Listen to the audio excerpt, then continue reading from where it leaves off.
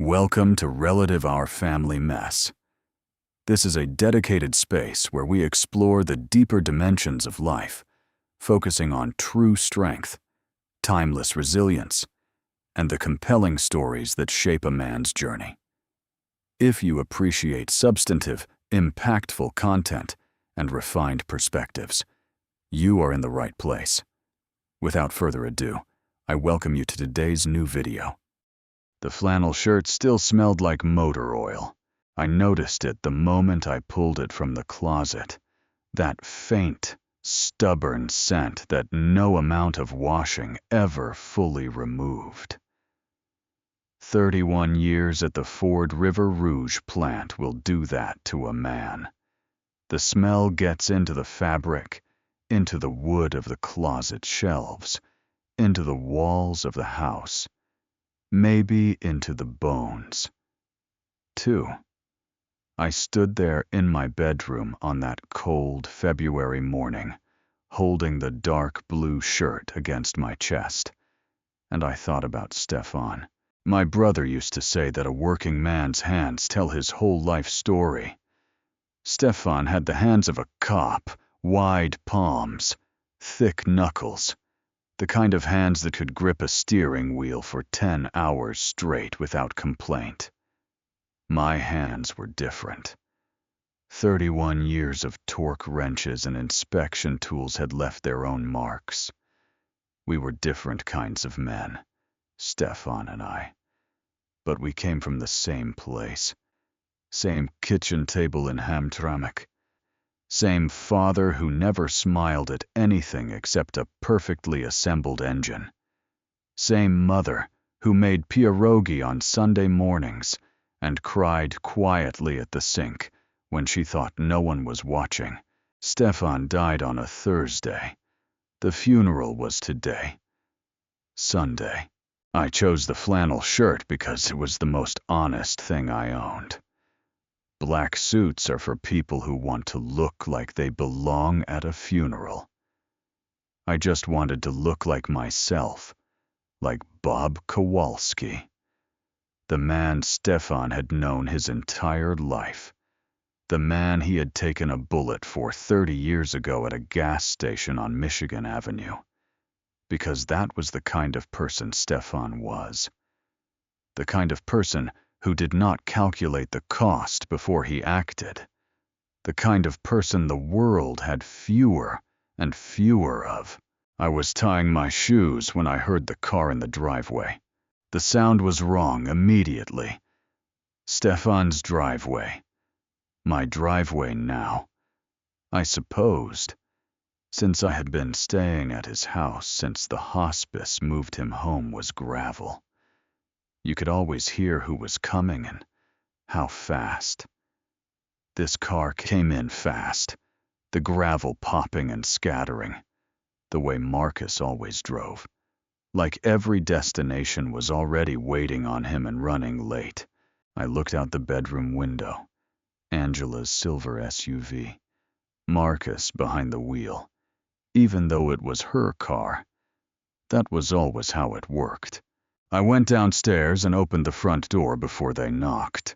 Angela was 40 years old, but she looked tired in a way that had nothing to do with age. Her dark hair was pulled back tightly, the way she wore it when she was preparing for something unpleasant. She had her mother's eyes, my late wife. Carol's eyes dark brown with a depth that used to mean warmth. Used to. She was dressed in black, funeral appropriate, a small leather bag hanging from her shoulder, like she was heading to a business meeting after. Marcus came around the front of the SUV with his hand already extended. He always did that, the outstretched hand from 12 feet away, like a politician working a rope line. He was 44, broad-shouldered, with the kind of permanent tan that came from standing on job sites and telling other men what to do. He had a smile that showed too many teeth and eyes that were always slightly focused on something just past your shoulder. "Bob," He gripped my hand hard. Tough morning.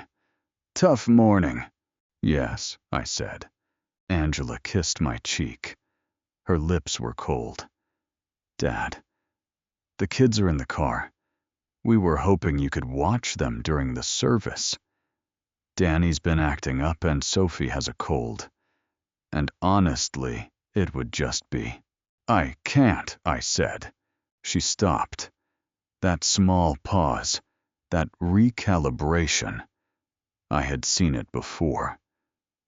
What? I'm going to the service. Angela, Stefan was my brother. I'm going to be there.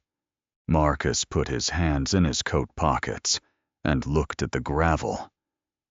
Angela's expression shifted through several things, quickly surprise, irritation, something calculating before settling on what I recognized as her management face. Controlled, professional, slightly aggrieved. We already told the kids, she said. Then you'll need to make other arrangements. There was a long silence. A crow called from somewhere in the bare elm trees along the back fence.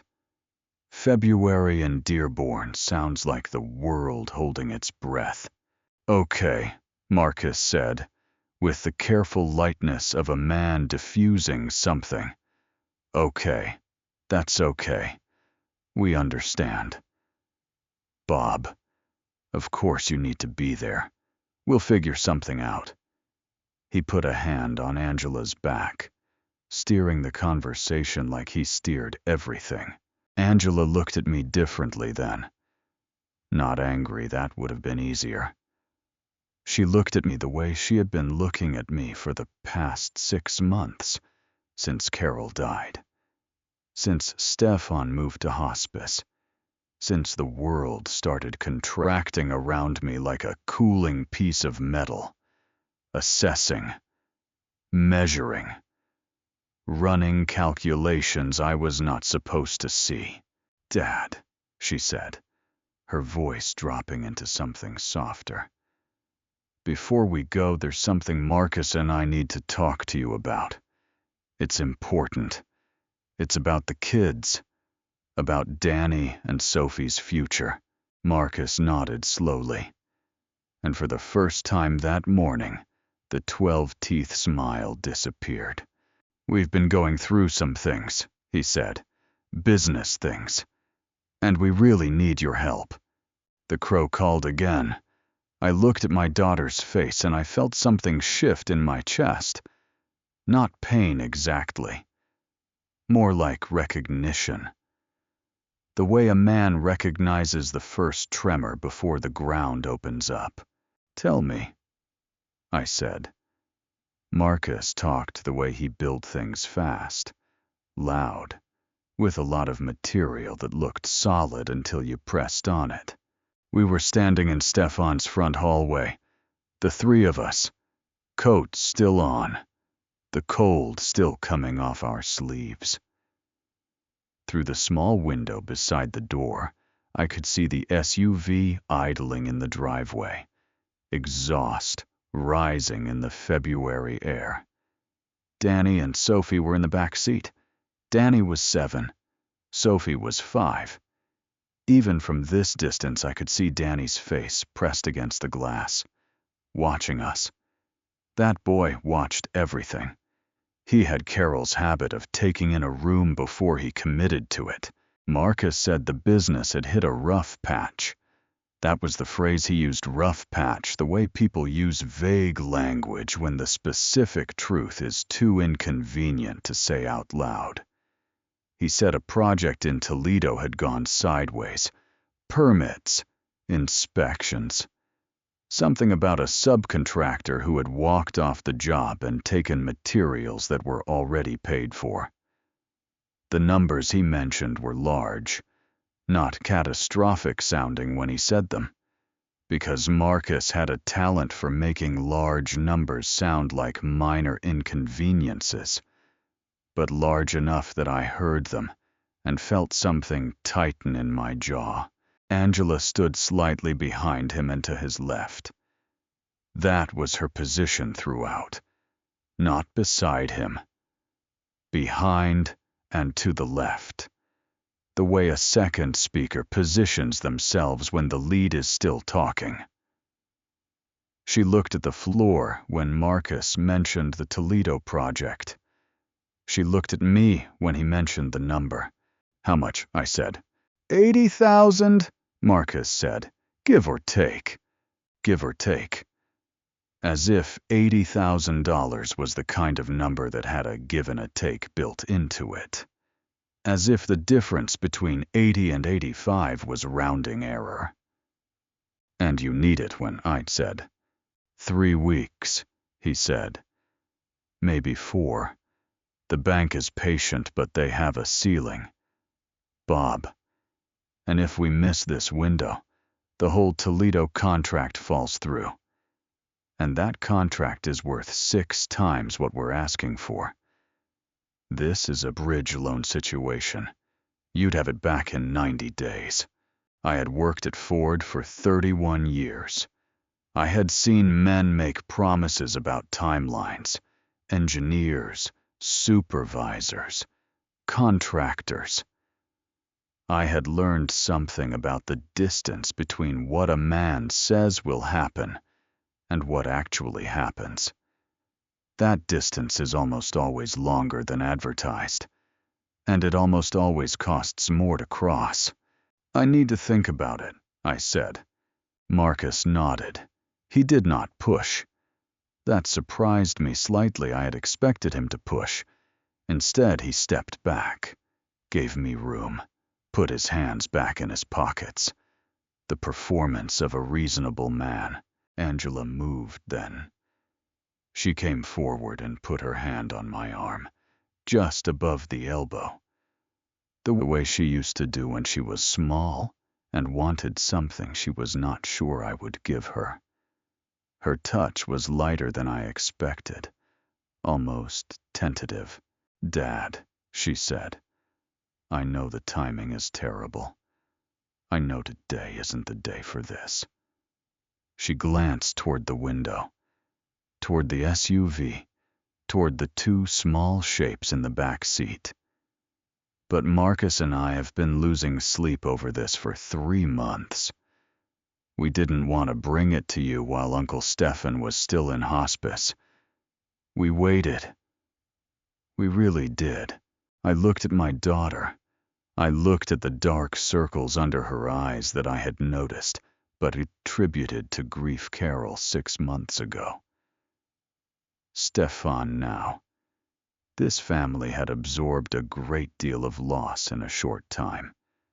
But standing here in this hallway, I was no longer certain those circles were grief. They might have been something else entirely. I said I need to think about it. I said again. Of course, Angela said. She squeezed my arm once and let go. Of course. Dad. We drove to Woodmere Cemetery in separate cars.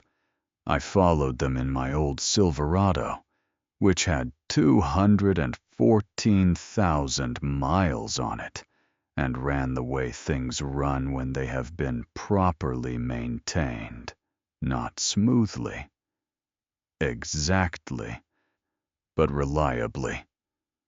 Carol used to say that truck was the most like me of anything I owned, stubborn and loud, and not going anywhere anytime soon. The service was small. Stefan had outlived most of his friends. 30 years in a wheelchair will do that, not to the man himself, but to the circle around him. People drift. It is not cruelty. Mostly, it is just the physics of how lives move. Stefan had understood that. He had never been bitter about it, which was something I could not say for certain I would have managed in his place. The priest spoke well. He talked about service and sacrifice, and the specific kind of courage that is not dramatic, not the courage of a single moment. but the courage of 30 years of difficult mornings. I stood at the graveside with my hands folded, and I thought about 1993, about the gas station on Michigan Avenue, about the sound a gunshot makes in an open space, which is nothing like the movies, about Stefan dropping and me not understanding for 2 full seconds what had happened. 30 years he had lived with that bullet's consequences. 30 years in that chair. And not once had he asked me to account for it.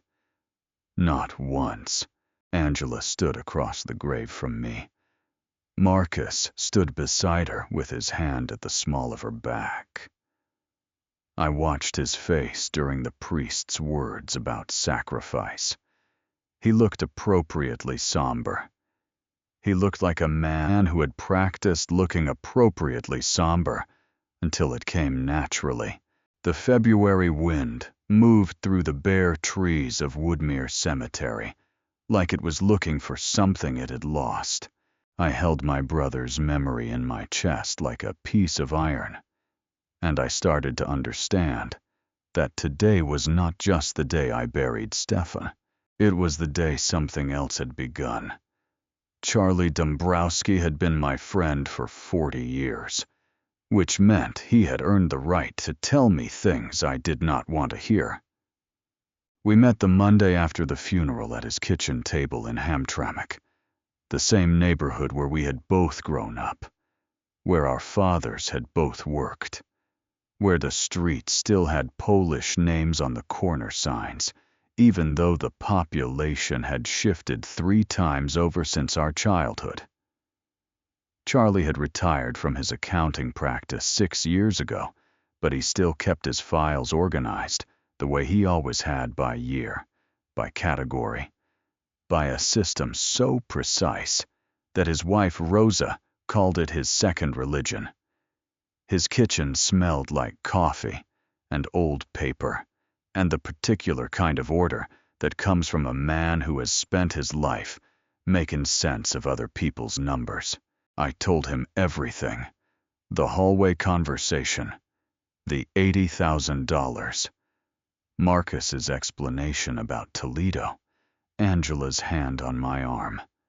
The way Marcus had looked during the priest's words at Woodmere. Charlie listened without interrupting. That was his great skill, not the accounting, though he was excellent at that. The listening. He had a stillness to him that made people talk themselves into honesty. I had seen him do it with clients for decades. Now he was doing it with me. When I finished, he wrapped both hands around his coffee mug and looked at the table for a moment. "When did Marcus start this Toledo project?" he said. He didn't say exactly. 6 months ago, maybe. He mentioned permits, so it had to be at least that. And the subcontractor walked off with materials already paid for. That's what he said. Charlie nodded slowly.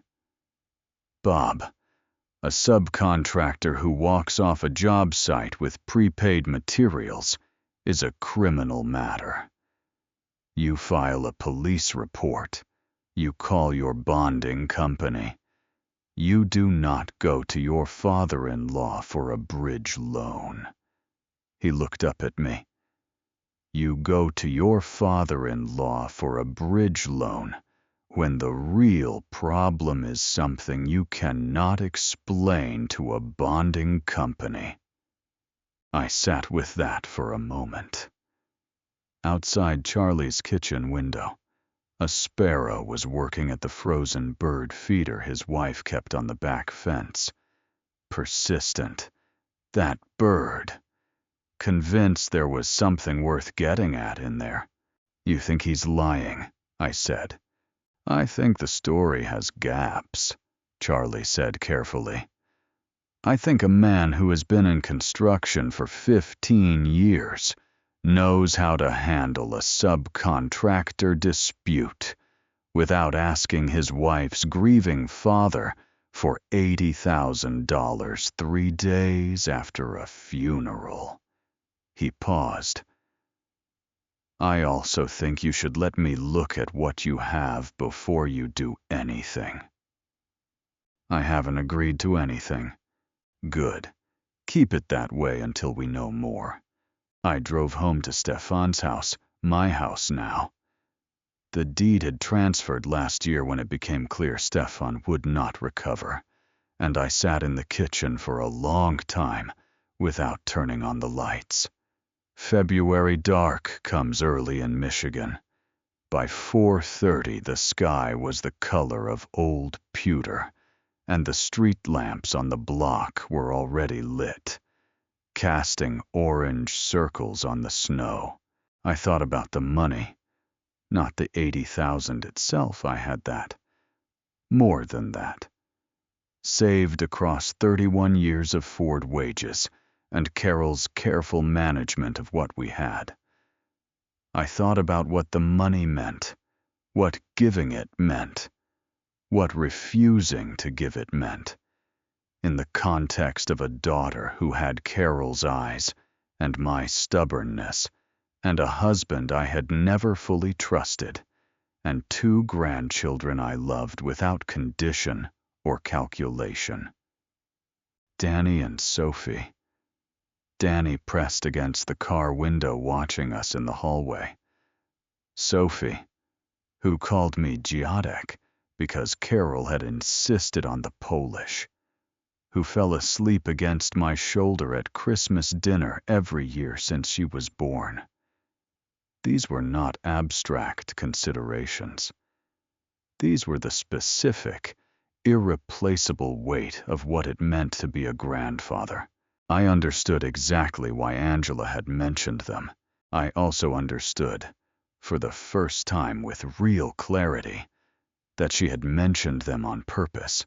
That thought sat in my stomach like cold metal. I did not want it to be true. I had raised Angela better than manipulation.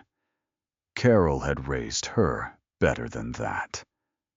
But Carol was gone, and Stefan was gone, and I was sitting alone in a dark kitchen in Dearborn in February, and the thought would not leave. My phone buzzed. A text from Angela. Just checking in. Dad. Hope you're okay. Dinner Sunday. I'll make Mom's kapuzniak. Carol's cabbage soup. Angela had learned the recipe specifically because she knew what it meant to me. She had asked Carol to teach her 3 years ago, before the diagnosis, when things were still ordinary. I had no way of knowing, sitting in that dark kitchen, whether the offer was love or strategy. Maybe it was both. Maybe that was the most frightening possibility of all. I typed back Sunday works. I set the phone down on the table and looked at my hands in the dim light from the street. Working man's hands, Stefan used to say. Rough at the edges, reliable in the middle. The kind of hands that could feel when a piece of metal was wrong before the instrument confirmed it. 31 years at Ford had given me the ability to sense a flaw through touch alone, before it became visible. I needed that sense now more than I had ever needed it at the plant. I needed to feel where the metal was wrong. Charlie called me Wednesday morning with a name, Ray Donovan. Not the television show. Charlie was careful to specify that, because he knew I did not own a television anymore, and might not catch the reference. The real Ray Donovan was an attorney in Dearborn who specialized in elder fraud. Charlie had met him 3 years ago at a continuing education seminar, back when Charlie was still maintaining his accounting license out of habit and professional pride. Ray had given a presentation on financial exploitation patterns targeting retired men and women in the 55 to 75 age bracket. Charlie had kept his card. "I'm not saying you're being exploited," Charlie said over the phone. I'm saying you should talk to someone who knows what exploitation looks like before you make any decisions. I haven't made any decisions, I said. I know. That's why now is the right time. I called Ray Donovan that afternoon. His office was on Michigan Avenue, which struck me as appropriate. That road ran through so much of my life. The gas station where Stefan was shot had been on Michigan Avenue. The diner where Carol and I had our first date was on Michigan Avenue. The Ford plant where I had spent 31 years was not on Michigan Avenue, but you could see the smokestacks from it on a clear day if you knew where to look. Ray's office was small and deliberately unpretentious. No mahogany desk, no diplomas arranged for maximum impression.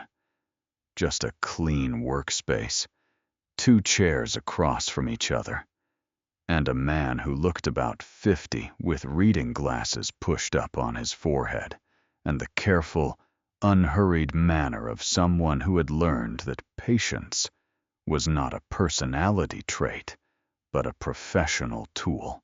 I told him everything I had told Charlie, plus what Charlie had said about the bonding company and the police report. Ray listened the way Charlie listened completely, without filling the silences. When I finished, he asked me 3 questions. First, had I signed anything? No. Second, had I given any money, transferred any assets, or agreed verbally to any financial arrangement? No. Third, had Marcus or Angela mentioned a power of attorney at any point in the conversation? I thought about that. I replayed the hallway conversation carefully, the way I used to replay a production line problem step by step, looking for where the variance had entered. No, I said. Not directly. Marcus mentioned that the bank had paperwork. He said it would be simple. Just some signatures to authorize the transfer. Ray wrote something on his notepad. Did he specify what kind of signatures? He said it would be standard. A loan authorization. His word was standard. Ray nodded and wrote again. Mr. Kowalski, I want to ask you something and I need you to think about it carefully before you answer. In the past year since your wife passed, have Angela or Marcus made any requests regarding your accounts, your estate documents, or your legal arrangements, even informally, even in conversation? I sat with that question for a long moment. 6 months ago, 2 weeks after Carol's funeral, Angela had come to the house with a folder. She had said it was estate planning material, that Carol had mentioned wanting to update the documents, that a friend of Marcus's who was a paralegal had put together some preliminary paperwork. I had looked at the folder for approximately 30 seconds, and then set it aside because I wasn't in a condition at that point to look at documents. Angela had not pushed. She had taken the folder back and said there was no rush. I told Ray this. He put his pen down. Mr. Kowalski, he said, I'm not going to tell you your daughter is running a scheme. I don't know that. What I can tell you is that what you're describing, the estate documents shortly after bereavement, the bridge loan request shortly after a second bereavement, the casual mention of bank signatures, the emotional leverage of the grandchildren, these are consistent with a pattern I see in my practice. Not always. Sometimes it's just poor timing and bad judgment. But the pattern is worth taking seriously. What do I do? I said. 3 things, Ray said. He held up one finger. First, you do not sign anything. Nothing. Not a loan authorization. Not a letter of intent. Not a document described as standard. You bring everything to me before you sign it. A second finger. Second, you get your financial records in order. Account statements, property deeds, Any existing estate documents. Bring them here. We go through them together, and we make sure nothing has already been moved or altered without your knowledge. A third finger. Third. You say nothing to Angela or Marcus that suggests you are concerned. You go to Sunday dinner. You eat the cabbage soup. You are a normal, grieving, loving father. I looked at this man I had met 40 minutes ago, in an office on Michigan Avenue, in a city that had seen better decades, in a February that showed no signs of releasing its grip. You're telling me to pretend, I said. I'm telling you to be careful. Ray said, there's a difference. Pretending is dishonest. Being careful is how a man protects what matters. I thought about Stefan, about the gas station, about the specific kind of courage that is not dramatic. I thought about Danny pressed against the car window, Sophie saying Jodic in that particular way she had, like the word itself was something she was proud of knowing. All right, I said. I drove home on Michigan Avenue with both hands on the wheel, the way my father had taught me. Head up, eyes open, ready for whatever came next. The road was long, and the sky was low and gray, and somewhere behind me, the Ford smokestack stood against the horizon, like they always had, steady, unmoved, still making heat. Angela made the Kapusniak exactly the way Carol had made it. That was the hardest part of Sunday dinner, not the conversation. Not watching Marcus pour himself a second glass of wine before the soup was even finished. Not the careful performance of being a normal, grieving, loving father that Ray Donovan had prescribed. The hardest part was the smell. Cabbage and pork and bay leaves, and the particular sweetness of sauerkraut cooked low and slow for 3 hours. Carol had made that soup every February without fail, because February was the month that needed it most. The month that was coldest not in temperature, but in something harder to name. The smell of that soup in Stefan's kitchen. My kitchen now hit me the moment I walked through the door, and for approximately 4 seconds, I forgot everything Ray had told me, and I was just a man who missed his wife. Then, Marcus came around the corner from the living room with his hand extended, and I remembered. Bob, come in. Come in. Angela's been cooking since noon. He shook my hand with both of his, the double grip he used when he wanted to convey sincerity. She wanted everything to be right. It smells right, I said, which was true and safe, and told him nothing. Danny was at the kitchen table doing something with colored pencils and a piece of paper that he covered with his forearm when I came in. The way children do when they are making a surprise. Sophie was on the living room floor with a collection of small plastic horses arranged in a formation that apparently had strategic significance, because she was moving them with great deliberation and talking to herself under her breath. Jodic, Sophie said, without looking up. Then, after a moment of horse repositioning, sit down, I'm busy. Take your time, I said. I sat on the couch and watched her work.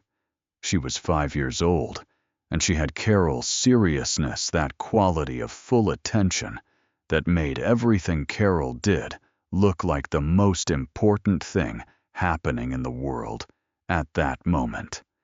When Carol read the newspaper, she read it like it owed her something. When Sophie arranged her plastic horses, she arranged them like the outcome genuinely mattered. Danny came over from the kitchen table and showed me his drawing without preamble. It was a truck, my Silverado. I realized after a moment, recognizable by the dent in the front left panel, that I had never gotten fixed. He had drawn it in considerable detail for a 7-year-old, including what appeared to be a small figure in the driver's seat. "That's you," Danny said, pointing at the figure. "I can see that," I said. "You got the dent right." He looked pleased in the careful way he looked pleased, like he had learned to keep his satisfaction small so it could not be taken. That observation hit me somewhere I was not prepared for. I filed it away. Dinner was at the kitchen table. The 4 of us plus the 2 children. Angela served the soup and I ate it, and it was Carol's recipe exactly. She had learned it faithfully. Every measurement, every timing. I gave her credit for that, whatever else was happening. She had taken the time to learn it correctly. Carol would have appreciated that. Carol always appreciated precision. Marcus talked through most of the meal. He had the gift of filling silence, which in a social context is sometimes generous, and in other contexts is a way of preventing questions from forming. He talked about a project in Ann Arbor, a commercial renovation, something about restoring a historic building downtown. He described it in the specific, confident language of a man who knows his subject, which was how I knew Marcus Reed was not entirely a fabrication. He understood construction. The fraud, if that was what it was, lived somewhere inside the competence rather than replacing it. Angela watched me while Marcus talked. Not constantly, she was practiced enough to look away when I glanced at her. But I caught it 3 times during dinner. That measuring look, that assessment. After the children were excused, Sophie taking 2 of her horses with her, as though they required supervision. Marcus refilled his wine glass and settled back in his chair, with the ease of a man who had decided the terrain was favorable. "Bob," he said, "we don't want to pressure you. I want to be clear about that. What Angela and I asked it comes from desperation, not expectation. We know that." "I appreciate that," I said. "The thing is," Angela said, "the timeline has moved up a little. The bank sent a notice this week." She reached into the leather bag beside her chair, the same bag from the funeral. I noticed and produced a single sheet of paper. She set it on the table between us, turned so I could read it. I looked at the paper. It had a bank letterhead. It had numbers on it. It had Marcus's name and a figure and a date that was 17 days away. I did not touch it. "I'd like to have my attorney look at this," I said. A pause. Small but present. The way a hairline crack in a weld is small at present. "Of course," Marcus said smoothly. "Absolutely. We want you to be comfortable." Angela smiled. It did not reach the place where her real smiles lived. I folded my napkin and set it beside my bowl, and thought about what Ray had told me. Say nothing that suggests you are concerned. Be a normal, loving father. Eat the soup. Go home. It was delicious. I told Angela, "You got the timing exactly right. Your mother would have been proud." Her face changed then genuinely, briefly, past the calculation into something real. That was the part I had not expected to hurt. I brought the bank letter to Ray Donovan on Monday morning. He read it twice. The first time quickly, the way you read something to get the shape of it. The second time slowly, his finger moving along the lines, stopping at certain words the way a man stops at a crack in a foundation wall, not alarmed yet, but paying attention. When he finished, he set it on the desk between us and took his reading glasses off and cleaned them with a small cloth he kept in his breast pocket. "This is not a standard bank notice," he said. What is it? It's formatted to look like one. The letterhead is real. I can check the account number against public records. But the formatting is off. Standard default notices from this institution come on a different template. I've seen enough of them. He tapped the paper once with his index finger. More importantly, the language here asks you to authorize a transfer as a co-signatory. Not Marcus. You. Which means whoever drafted this was not thinking about a simple loan. They were thinking about your account. I looked at the paper from across the desk. From this angle, it just looked like a letter. Official, unremarkable. The kind of thing that arrives in the mail and gets set on the kitchen counter and dealt with later. The kind of thing a grieving man in his mid-60s might sign without reading carefully, because he trusts his daughter, and the world has been very heavy lately, and he just wants to help. Can you find out if it's real? I said. I'm going to make some calls this afternoon, Ray said. In the meantime, I want you to do something for me. He opened his desk drawer and produced a small yellow notepad. I want you to write down every financial conversation you have had with Marcus or Angela in the past 18 months. Dates if you remember them. Locations. Exact words if you can. What they asked for. What you said. What happened after. He slid the notepad across the desk. Take your time. Do it at home when it's quiet. Bring it back Thursday. I took the notepad. It was a small, ordinary thing, the kind of notepad you buy in bulk at the office supply store. I held it in both hands and thought about 31 years of Ford shift logs, every variance recorded, every anomaly noted, every number accounted for. I had been doing this my whole life. I just had not known I would need to do it for this.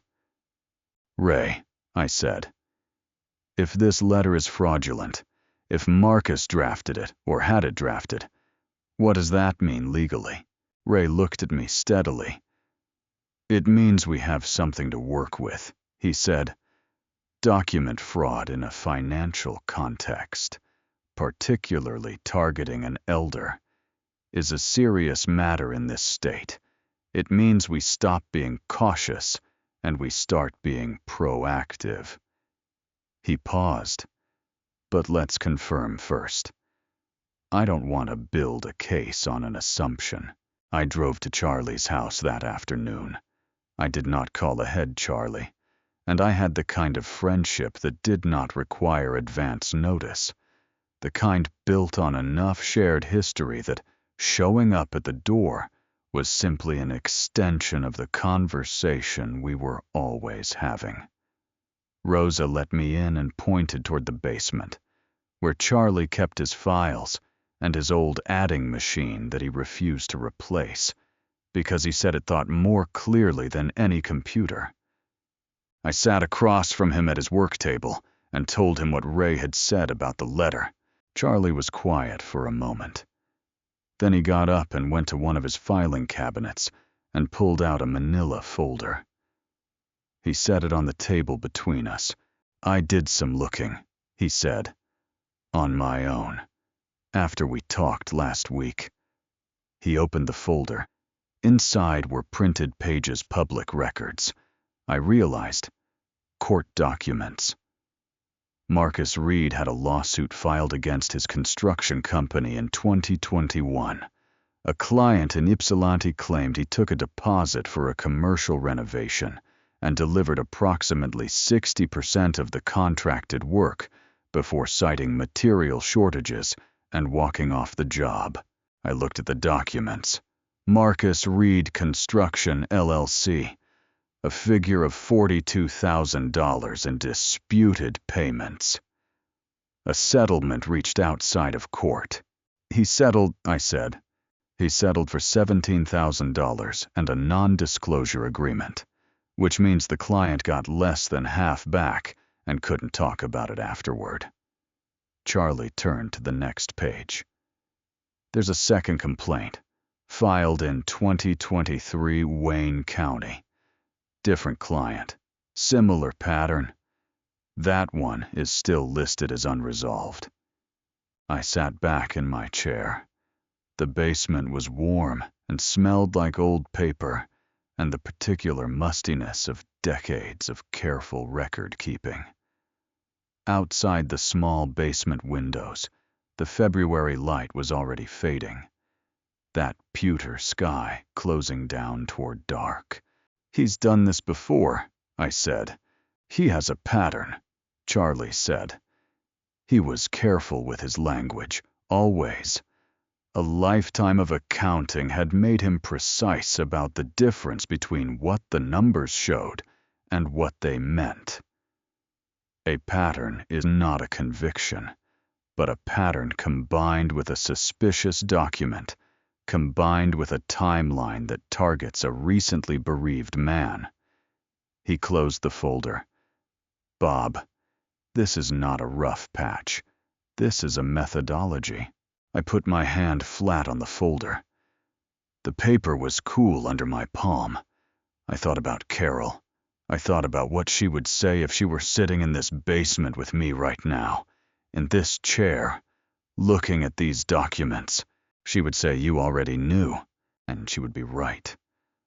I had known something was wrong the moment I heard gravel scattering in the driveway on the morning of Stefan's funeral. The way a man who has worked with metal long enough knows when a piece is flawed, not by looking, but by the feeling in his hands when he touches it. I had known. I had just needed the documents to confirm it. "What do I do?" I said. Charlie looked at me across 40 years of friendship and said, "The only thing that mattered." "You fight," he said. I started writing in Ray's yellow notepad that same night. I sat at the kitchen table with a cup of coffee that went cold before I was halfway through the first page. And I wrote everything I could remember. Not in any particular order. At first, memory does not organize itself by date when you are pulling it out of grief. It comes in fragments, in sensory pieces, in the smell of a room or the specific quality of light through a particular window. I wrote the way the memories came and sorted them afterward. The way I used to collect anomaly reports from the line before I made sense of them. The folder for the past 18 months was longer than I expected. March. Last year. Marcus had mentioned, over a phone call that I had thought was a courtesy call, that he was restructuring his business accounts and that it might be useful for tax purposes to have a family member listed as a secondary account holder. He had used the phrase tax purposes twice. I had said I would think about it. He had not followed up, and I had forgotten about it entirely until I sat at that kitchen table with Ray's notepad. I wrote it down. Date approximate. Location phone. What he said. What I said. What happened after. May, last year. Angela had brought a document to the house, not the estate folder that came later. This was a different document, something she described as a healthcare proxy update. Routine, something Carol's doctor had apparently suggested before Carol's condition worsened. I had signed it. Angela had taken it with her. I had never received a copy. At the time, I had not thought to ask for one. I stopped writing and looked at that entry for a long time. I had signed something. In May. 6 months before Carol died. 3 months before the estate folder appeared. I had signed something I had never received a copy of, in a conversation I had filed under routine, because Angela had used the word routine, and I had been watching Carol fail. and I had not had the capacity to question a piece of paper that was described as ordinary. I wrote it down, every detail I could recall: the kitchen table, the afternoon light, the color of the folder Angela had brought: blue, a pale blue, not the brown manila of the estate folder that came later. The pen she had handed me. The fact that Carol had been asleep in the next room. I did not sleep that night. The next morning I called Ray before 8 o'clock. He answered on the second ring, which told me he was already at his desk, which told me something about the kind of man he was. I told him about the May document, about the healthcare proxy, about the fact that I had signed it and had no copy.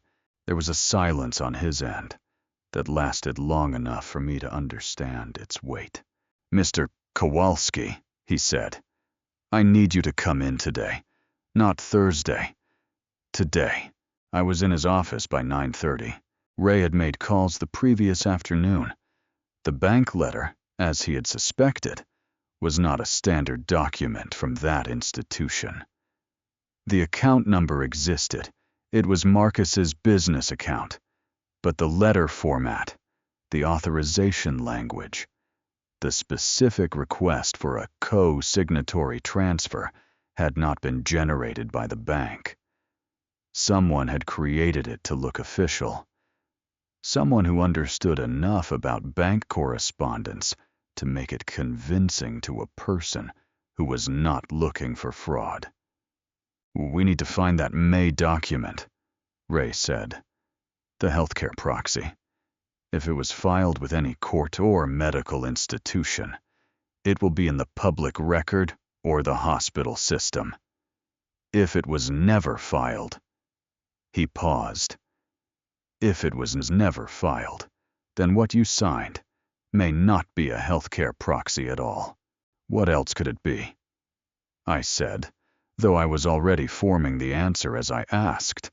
"A durable power of attorney," Ray said, "or a limited financial authorization. Documents that, once signed, give another party legal authority to act on your behalf." He looked at me steadily. "Depending on the language, depending on what you actually signed, Marcus Reed may already have legal access to your accounts." I sat in that chair in Ray's clean, unpretentious office on Michigan Avenue, and I understood for the first time the full architecture of what was being built around me. Not a single request, not a rough patch and a bridge loan. A structure, assembled piece by piece over 18 months. Each piece described as routine. Each piece placed while I was looking somewhere else at Carol's illness, at Stefan's decline, at the accumulating weight of loss that had occupied every corner of my attention for the better part of 2 years. They had used my grief as scaffolding. I thought about the plant, about the way a structural failure never begins at the obvious point. It begins at the connection nobody checked, because the connection looked standard. It begins with a fastener that was substituted for a cheaper grade, because the inspector was tired, and the deadline was close, and the paperwork said the spec was met even though the spec don't met. It begins quietly, invisibly, and by the time it is visible, it has been failing for a long time. "How do we find out what I signed?" I said. "I have a contact at the Wayne County Probate Court," Ray said. "And I'm going to call Carol's physician today. If a healthcare proxy was filed in her name in May, it will have a record." He picked up his pen. "And if it doesn't have a record, then we know what we're dealing with." I nodded. Outside on Michigan Avenue, a truck went by. Heavy. The kind of diesel rumble that I felt in my chest before I heard it with my ears. The sound of work, the sound of weight being moved from one place to another. I had been moved long enough. Ray called me Thursday afternoon with what he had found. I was in the backyard when the phone rang, standing at the edge of the property where Stefan had kept a small garden in the years before the wheelchair made that impossible. The garden was dead now, the way February gardens are dead, not destroyed, just waiting. The soil was still there, the structure of it was still there. Stefan had built raised beds out of cedar planks 30 years ago, and they had outlasted him, which seemed right somehow. The things a man builds with his hands have a way of persisting past the man himself. I answered the phone. Ray said, "There is no healthcare proxy filed in Carol's name at Wayne County. I checked probate. I checked the hospital system. I called Carol's physician directly. No proxy was filed in May of last year, or at any point in the 18 months before her death." I stood at the edge of Stefan's dead garden and let that settle. "So what did I sign?" I said. "I don't know yet," Ray said. "But I know what I suspect. I want you to do something today, if you can. I want you to call your bank, your personal bank, not any institution Marcus has mentioned, and ask them to pull your account activity for the past 18 months. Ask specifically whether any secondary authorizations or signatory additions have been made to your accounts. Don't explain why. Just ask." "All right," I said. "Bob." He used my first name for the first time. "If something has already been filed, if what you signed in May was a power of attorney that has been recorded somewhere, we need to know before Marcus tries to use it. Because if he tries to use it before we find it, the window for stopping him gets significantly smaller." I called the bank from my kitchen 20 minutes later. I had been with the same institution for 33 years. The woman who answered recognized my account number before I finished reading it. I asked my question in this plain, direct language of a man who had spent his career communicating across a factory floor. No excess, no decoration, just the essential information. She put me on hold for 4 minutes. I counted. When she came back, her voice had changed in the small way that voices change when a person has found something unexpected and is deciding how to present it. "Mr. Kowalski, I'm showing a limited financial authorization added to your primary checking account in June of last year. It was submitted by a notarized document. The authorized party listed is Marcus Reed. June. 1 month after the blue folder and the pale afternoon, and Carol asleep in the next room. Was I notified?" I said. "Our records show a letter was sent to the address on file in June."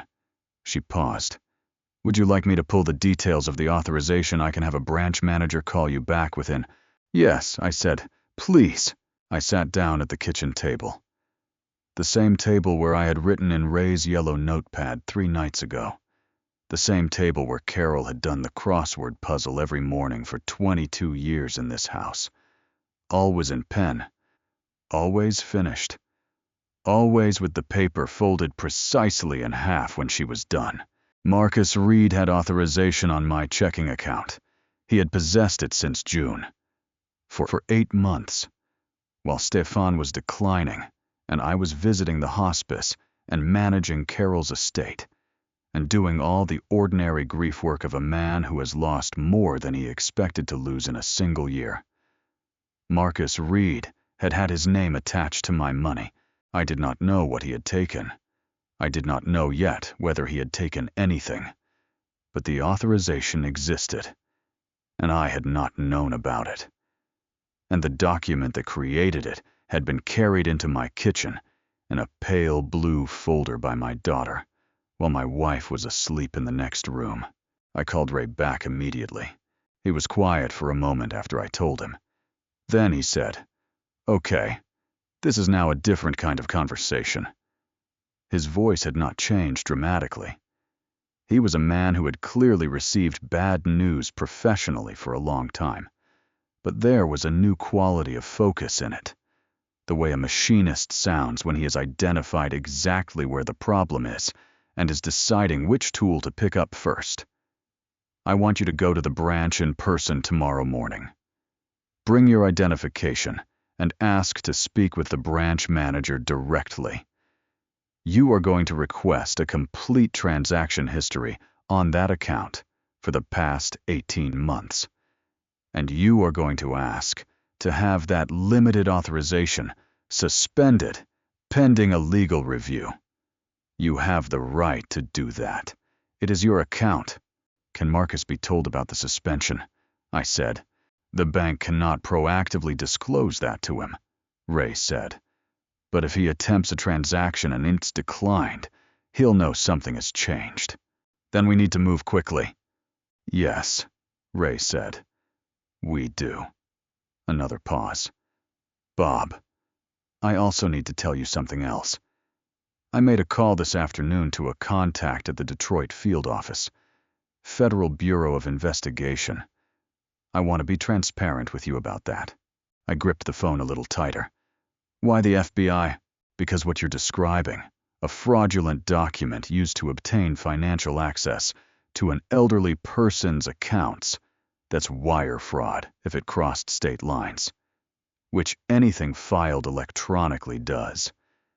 And because Marcus Reed's name has come up in a separate context in the past 18 months that my contact was willing to confirm exists, though not to detail, I thought about what Charlie had found.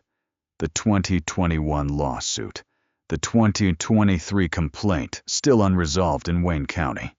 He's already on their radar, I said. The word my contact used, Ray said carefully, was adjacent. I set the phone down after we hung up and looked at Carol's chair across the table from me. The crossword chair. The pen not pencil chair. The finished every morning chair. I said, out loud. To no one. I found it. Carol. I found where the metal was wrong. The house was quiet around me. Outside. The February wind moved through the cedar Stefan had planted along the back fence, and they held against it the way cedar always does, bending just enough. Breaking not at all. The branch manager's name was Patricia Okafor, and she had the kind of stillness that comes from years of delivering difficult information across a desk without flinching. She was perhaps 45, with reading glasses on a chain around her neck and a navy blazer that said she took her work seriously without needing anyone else to confirm it. Her office was a glass-walled room at the back of the branch, separated from the main floor by a door that closed with the particular quiet solidity of something built to muffle sound. I noticed that detail because I notice details. 31 years of quality inspection will do that to a man. You learn to read the construction of things. I had arrived at 9 o'clock when the branch opened. I had brought my identification, my account number written on a piece of paper in my shirt pocket, and Ray's business card. I had not brought the yellow notepad because Ray had advised me to keep my documentation in one place and not distribute it until we knew more about what we were dealing with. Patricia Okafor shook my hand and gestured to the chair across from her desk and waited. That patience, that deliberate waiting. I recognized it as professional courtesy, extended to a man who had called ahead and said he needed to discuss something serious regarding his account. She did not fill the silence. She let me use it. I told her what I needed. Complete transaction history on my primary checking account for the past 18 months. Information on the limited financial authorization added in June, and a suspension of that authorization pending legal review. She typed something, looked at her screen, typed again. Mr. Kowalski, she said, I want to walk you through what I'm seeing. She turned her monitor slightly so I could see the edge of it, a professional gesture that conveyed transparency without fully surrendering the institution's position. The authorization added to your account in June was submitted with a notarized document. The notarization appears valid, meaning the signature was witnessed and stamped by a licensed notary. She looked at me directly. Do you recall having a document notarized around that time? No, I said. She looked back at the screen. The notary stamp is from a business in Ypsilanti. I can give you that information. Ypsilanti, where Marcus had the 2021 lawsuit, where a client had paid $42,000 and received 60% of contracted work before Marcus Reed Construction, LLC, had walked off the job. Please, I said. She wrote the notary information on a small piece of paper and slid it across the desk. I put it in my shirt pocket next to Ray's card. Regarding the transaction history, she said. She typed again, and the printer behind her desk produced several pages. She gathered them, aligned them with the precise habit of someone who respected paper, and placed them in front of me. I need to inform you that there have been 3 transactions initiated under the limited authorization since it was added to your account. I looked at the pages. The numbers were organized in clean columns: date, description, amount, authorization type. I had spent 31 years reading production reports formatted exactly like this. Numbers in columns. Variances highlighted. I found the 3 transactions without difficulty. July, $11,000. Transfer to an account identified only by a routing number. September, $8,500. Same routing number. November, $14,000. Same routing number. $33,500. Moved from my account to an unknown destination in 3 separate transactions across 5 months. Each one small enough, perhaps, to avoid the automatic flagging that larger amounts trigger. Each one large enough to matter. I sat with that number for a moment. $33,500. I thought about what that number represented in terms of the life I had built, in terms of Ford hours and overtime shifts, and the years Carol and I had not taken vacations because we were saving. Always saving. Because that was what our parents had taught us, and their parents had taught them. And the lesson went all the way back to Poland, and a family that had learned early that the only thing you truly owned was what you had set aside before the trouble came. I need to suspend the authorization, I said. My voice was steady. I was proud of that. I can initiate that today, Patricia Okafor said. You'll need to sign a revocation form. Once it's processed, Mr. Reed will no longer have authorization to initiate transactions on this account. She paused. I also want to inform you that our fraud investigation unit may want to speak with you about these transactions, given that you're indicating the authorization document may not have been legitimately obtained. I have an attorney, I said. Ray Donovan, his card is here. I placed Ray's card on the desk. She looked at it, wrote down the information, handed it back. We spent 40 minutes completing the paperwork. Every form was clear and precise, and I read every line before I signed it, which took longer than Patricia Okafor perhaps expected, but she did not rush me. When I was finished, she walked me to the door of her office and shook my hand again. Mr.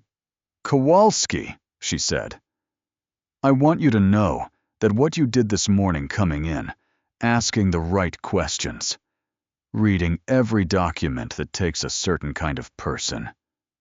She said it quietly, without performance. A lot of people don't. I thought about Stefan, about what it costs to act before you have calculated the cost. I had good help, I said. I walked out of the bank into the February cold and called Ray from the parking lot. He answered before the second ring. It's confirmed, I said.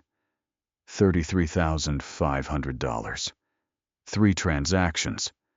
July, September, November. Same routing number each time. A silence. Bob, Ray said. We need to talk about next steps. Can you come in this afternoon? I'm already in my truck, I said. Ray's office felt different that afternoon. Not the room itself, it was the same clean workspace, the same 2 chairs, the same unhurried quality of a place where serious things were discussed without decoration. What had changed was the atmosphere between us. We had crossed a threshold that morning. We were no longer in the territory of caution and verification. We were in the territory of action. And Ray Donovan moved differently in that territory. More direct, more precise. The way a man moves when he has been given permission to use the tools he is best at. He had the routing number traced by the time I arrived. It goes to an LLC registered in Nevada, he said. He had a printout on the desk between us. Desert Southwest Capital Partners. Registered 14 months ago. The registered agent is a law firm in Las Vegas that specializes in anonymous business formations. Shell companies, essentially. The kind of structure you use when you want to receive money without the money being obviously connected to a named individual. I looked at the printout. Desert Southwest Capital Partners. The name had the particular vagueness of something designed not to mean anything. At Ford, we called that kind of engineering negative space, the deliberate absence of detail that draws the eye away from what is actually there. Is Marcus's name on it? I said. Not directly, Ray said. That's the point of the structure. But the LLC was registered 14 months ago, which is 2 months after the limited authorization was added to your account in June. He stopped. I'm sorry. 2 months after the authorization was added. The LLC was registered in August. The first transaction from your account to that routing number was in July. I caught the sequence. The first transaction happened before the LLC existed. The routing number existed before the formal LLC registration, Ray said. Which means the account was opened first. The money started moving. And the corporate wrapper was added afterward. That is not how legitimate businesses operate. That is how you build a structure after the fact to legitimize money that has already started moving. I thought about the plant again, about the inspections. A man who falsifies the documentation after the part has already been installed is not making an error. He is making a decision. There is a fundamental difference between those 2 things, and the difference is intent. Ray, I said, you mentioned the FBI yesterday. Your contact. The word adjacent. Yes. Is Marcus Reed under active investigation? Ray looked at me with the careful steadiness he used when he was about to say something that required precision. I cannot confirm that officially. What I can tell you is that my contact was not surprised by Marcus's name when I mentioned it, and when I told him what we had found the authorization, the transactions, the Nevada LLC, he asked me to send him the routing number. Ray paused. He called me back within 2 hours. 2 hours. I had worked around federal contractors at Ford long enough to know that 2 hours wasn't bureaucratic speed. 2 hours meant someone had already had a file open. What did he say? I said. He said he would like to speak with you. Voluntarily. At your convenience. With your attorney present. Ray folded his hands on the desk. I want to be clear about what that means. You are not a subject of any investigation. You are a potential witness and a victim. The FBI speaking with you is in your interest, not theirs. They want what you know. In exchange, having federal involvement significantly strengthens any civil and criminal action we can bring on your behalf. I sat back in the chair. Outside on Michigan Avenue, the afternoon traffic was building, the sound of it coming through Ray's window in the particular rhythm of a city that never fully stops moving. Detroit and its satellite cities, Dearborn, Hamtramck. All of it had been through collapses that would have ended places with less stubbornness in their foundations. The city was still here, diminished in some ways, rebuilt in others. But here, I thought about Angela, about the fact that everything Ray and I were discussing had her at the edge of it. The blue folder had been in her hands. She had carried it into my kitchen. She had handed me the pen. "Ray," I said, "my daughter." He nodded once. He had been waiting for this. "Angela is Marcus's wife," I said. "Whatever he has done, whatever structure he has built, she is connected to it." She carried the document. She was in the room. I stopped. I need to understand what that means for her. Ray was quiet for a moment. In the way he was quiet when he was organizing something complex into the clearest possible form. "It depends on what she knew, and when she knew it," he said. "Being present is not the same as being culpable. Carrying a document is not the same as understanding its contents. The law makes distinctions between principles and instruments, between knowing participation and unwitting involvement." He looked at me steadily. "But Bob, I need you to be honest with me. Do you believe Angela knew?" I thought about her face at Sunday dinner when I had said the soup was right. That moment of genuine feeling breaking through the surface of whatever else was happening. I thought about Danny's drawing of the Silverado with the dent, about Sophie and her horses. I thought about the measuring look across the dinner table, the leather bag, the bank letter produced at exactly the right moment. "I think she knew something," I said. "I don't know how much." Ray wrote something on his notepad.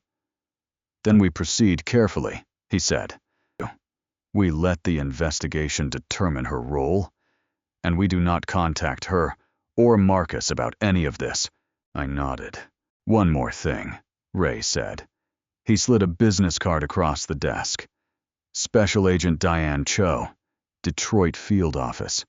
He looked at me. "She's expecting your call." I picked up the card. It was heavier than it looked, the way important things sometimes are. I called Special Agent Diane Cho the following morning from my kitchen at 7:45.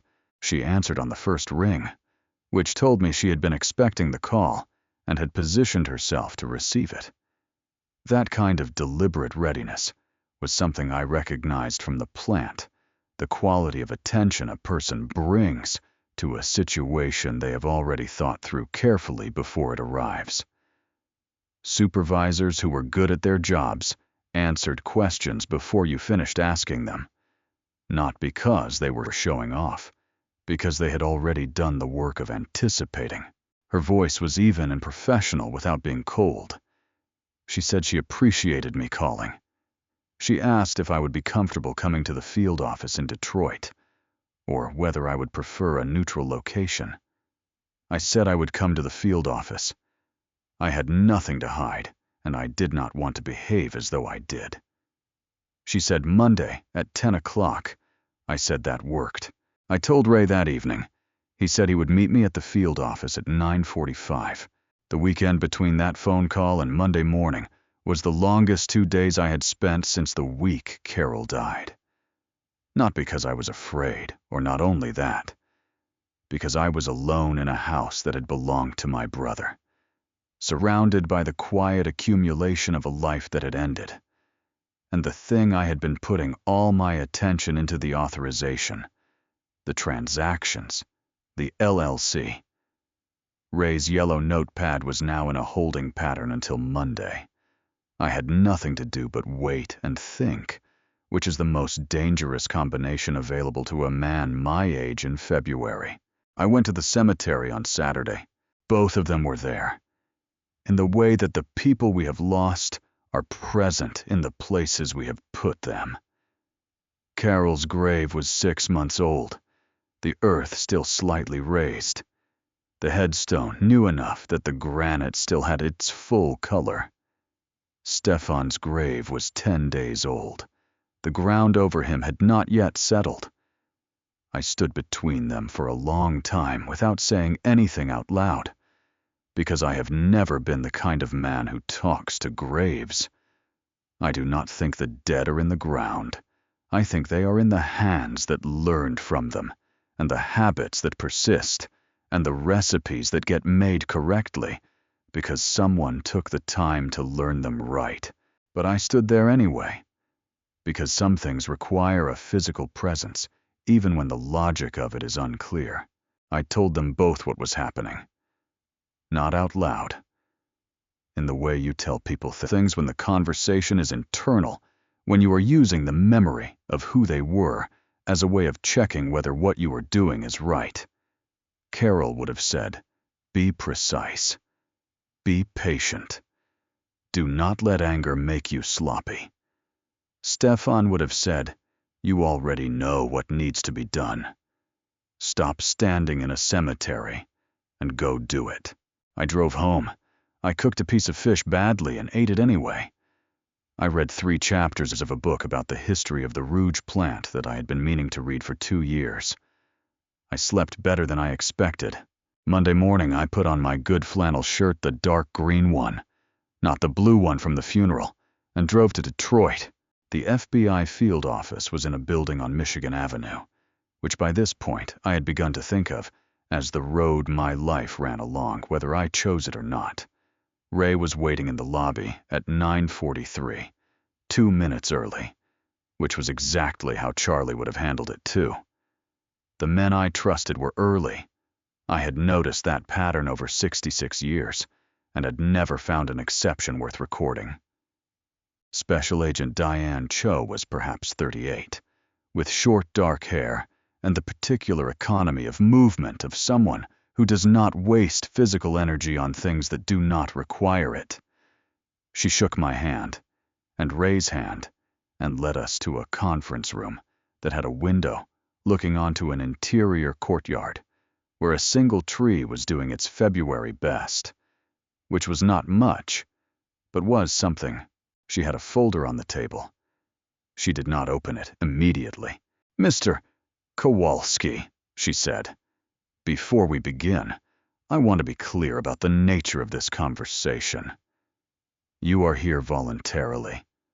You are not under any legal obligation to answer my questions, and your attorney is present at your request. I want to understand what has happened to you, and I want to give you context for why your situation is relevant to work our office has already been doing. She looked at me steadily. Does that make sense? Yes, I said. Good. She opened the folder. Marcus Reed. She said his name the way a person says the name of something they have been studying for a long time.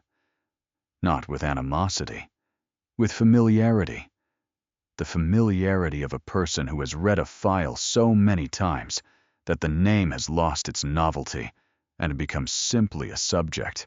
We have been aware of Marcus Reed for approximately 14 months, she said. Our interest began with a separate matter, a federal construction contract in Ohio, in which Reed Construction was a subcontractor. There were discrepancies in the billing, materials invoiced that were not delivered, labor hours logged that did not correspond to site access records. She turned a page. The Ohio matter led us to his financial structure, which led us to Desert Southwest Capital Partners. I looked at Ray. He looked at me. You already found it, I said. We found it 8 months ago, Special Agent Cho said. What we did not have, what we could not trace without a victim willing to come forward. She looked at me directly. Was where the money was coming from. The single tree in the courtyard held its bare branches against the gray February sky and did not move. Special Agent Cho spent the next hour showing me things I had not known and confirming things I had suspected. The Ohio matter was larger than a billing discrepancy. Marcus Reed Construction LLC had been awarded a subcontract on a federal highway project in 2022 bridge reinforcement work outside Columbus. The contract was worth $380,000. The work delivered was worth, by the federal auditor's estimate, approximately $210,000. The difference had been invoiced, certified, and paid before the discrepancy was identified. By then, Marcus had restructured his billing entity twice, and the money had moved through 3 accounts before landing in Desert Southwest Capital Partners. She showed me the flow chart. It was the kind of document that looked complicated until you understood the principle behind it. At which point, it looked exactly like what it was, a machine designed to take money from one place and deliver it to another place, while making it as difficult as possible to follow the path between them. I had seen similar logic applied to production routing at Ford.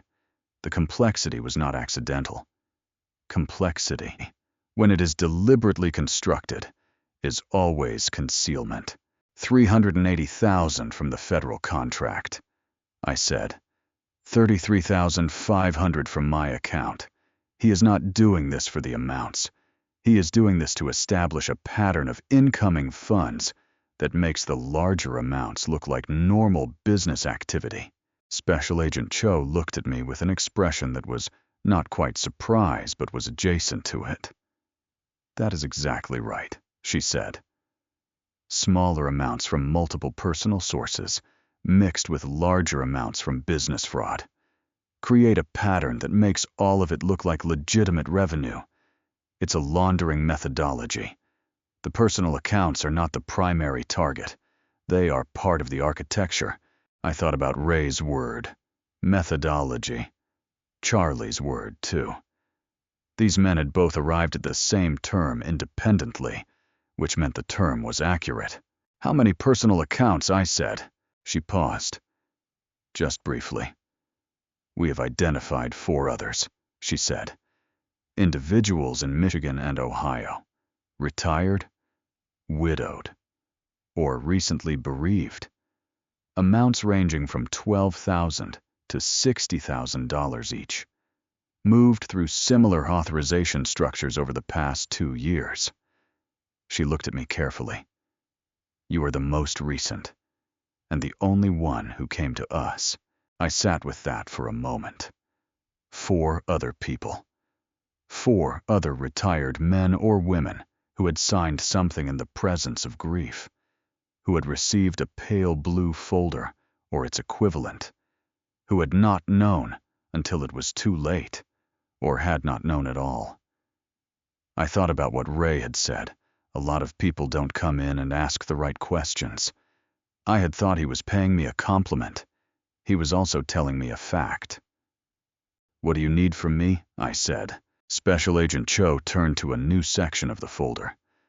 We need 3 things, she said. And I noted that everyone in this situation spoke in threes. Ray, Charlie, and now her. Perhaps 3 was simply the number of things that mattered in a serious situation. First, your complete financial records for the past 18 months, which your attorney can coordinate with our financial crimes unit. Second, the original document you signed in May, or if you cannot locate the original, any information about the notary in Ypsilanti that the bank identified. She turned another page.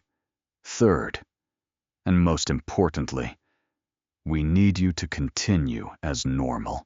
Ray told me the same thing, I said. Ray is correct, she said. Marcus Reed does not know that his authorization on your account has been suspended. He does not know you have spoken with an attorney. He does not know you are sitting in this room.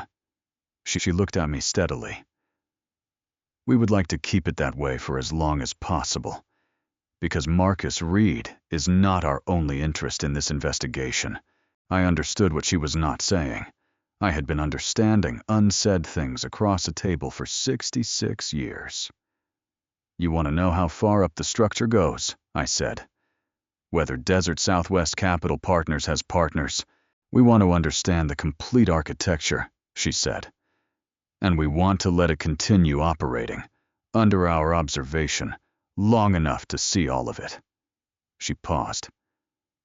That means we need Marcus to believe nothing has changed, which means Angela cannot know either. There it was. The sentence I had been waiting for since Monday morning. Angela cannot know either.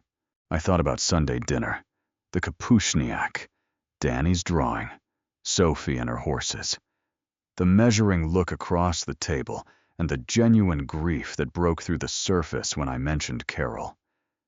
I thought about a daughter I had raised in a house on the east side of Dearborn, who had gone to Dearborn High and studied business at Wayne State, and met Marcus Reed at a construction industry event 6 years ago, and brought him home to meet us with a look on her face that Carol had recognized immediately as serious. Carol had said, afterward, quietly, "In the kitchen, I'm not sure about him." I had said, "Give him time." Carol had said, "Time isn't the variable I'm watching." Carol was almost always right about people. "I understand," I said. Special Agent Cho nodded. She slid a card across the table, a second card, different from the first. "This is a number that reaches me directly at any hour. If Marcus or Angela contact you about financial matters, about documents, about anything involving signatures or accounts, you call this number before you respond to them." She looked at me. "Day or night?" "Day or night," I said. Ray drove me back to Dearborn. We did not talk much. The Detroit skyline receded in the passenger mirror, and the Rouge plant smokestacks appeared on the horizon ahead of us, and I watched them grow larger as we drove, and I thought about what it meant to build something that outlasted the people who built it. Marcus had built a machine. I was going to help take it apart, piece by piece. The way you disassemble anything that was not built. Right carefully, methodically, with full attention to every connection. The hardest part of what followed was not the danger. It was the ordinary. Special Agent Cho had been clear about what continuing as normal meant in practice. Sunday dinners. Phone calls returned promptly. Grandfatherly availability maintained at its usual level. No sudden coldness. No unusual warmth. No behavioral change that might register as significant to a man who had built his livelihood on reading people and environments for vulnerability. Marcus Reed had survived 2 lawsuits, a federal audit, and 14 months of peripheral FBI attention. He had done that by being observant. I could not afford to give him anything to observe, so I made Kapushniak myself the following Sunday and invited them over. Angela came in through the back door the way she had done since childhood, the way she had always done when the visit felt like family rather than occasion. That small habit, the back door instead of the front, was the kind of detail that told me something real still existed between us beneath whatever else was happening. People do not use the back door of a house they feel estranged from. They use the front door. The front door is formal. The back door is history. Marcus brought a bottle of wine and a handshake and his 12-teeth smile and took the chair at the table that gave him a clear view of the kitchen and the hallway simultaneously. I noticed that. I had started noticing everything with a new quality of attention, not paranoid, not theatrical, but the specific, focused awareness of a man who has been told that the details matter and has decided to collect them. Danny helped me set the table. He was precise about it in a way that surprised me. Fork on the left, knife and spoon on the right, everything parallel. I asked him where he had learned that, and he said from his teacher at school, who had apparently conducted a unit on table settings that Danny had absorbed with complete seriousness. I told him he had done it right. He looked at the table for a moment longer than necessary, checking his own work, and then looked at me and nodded once. That nod, something in it reminded me of Stefan, who had always verified his own work before accepting anyone else's confirmation of it. The specific integrity of a person who needs to know for themselves rather than being told. I made a note of it in a way that had nothing to do with Ray's yellow notepad. During dinner, Marcus mentioned Toledo once, briefly, in a tone that suggested it was resolving itself. He did not ask about the money. He did not mention the bank letter or the authorization or the $80,000 request from the hallway conversation at Stefan's funeral. He talked about the Ann Arbor renovation, about a supplier he was having trouble with, about a restaurant he and Angela had tried in Midtown Detroit that he recommended with the enthusiasm of a man performing normalcy with slightly too much energy. I listened. I ate my own soup, which was not quite right. I had gotten the sauerkraut timing wrong by about 15 minutes, which Carol would have caught and corrected without comment. I ate it anyway and said nothing about the timing. After dinner, when Angela was helping Danny with his coat in the hallway, and Sophie had fallen asleep on the couch in the living room, the way she always did at my house, as though the specific gravity of the place made staying awake optional. Marcus came and stood beside me at the kitchen sink. He was quiet for a moment. That was unusual. Marcus rarely chose silence when sound was available. "Bob," he said, "I owe you an apology." I kept my hands in the dishwater. For what? The timing of what we asked. At Stefan's funeral. That was wrong. We were desperate, and we handled it badly. And I'm sorry. He said it with the particular fluency of a man who has rehearsed an apology enough times that it sounds sincere. I had heard enough rehearsed things in my life to recognize the cadence. But I also knew that a rehearsed apology and a false apology were not the same thing. Sometimes people rehearse because they are nervous about saying something true. I did not know which this was. That uncertainty was the thing I was learning to hold without resolving prematurely.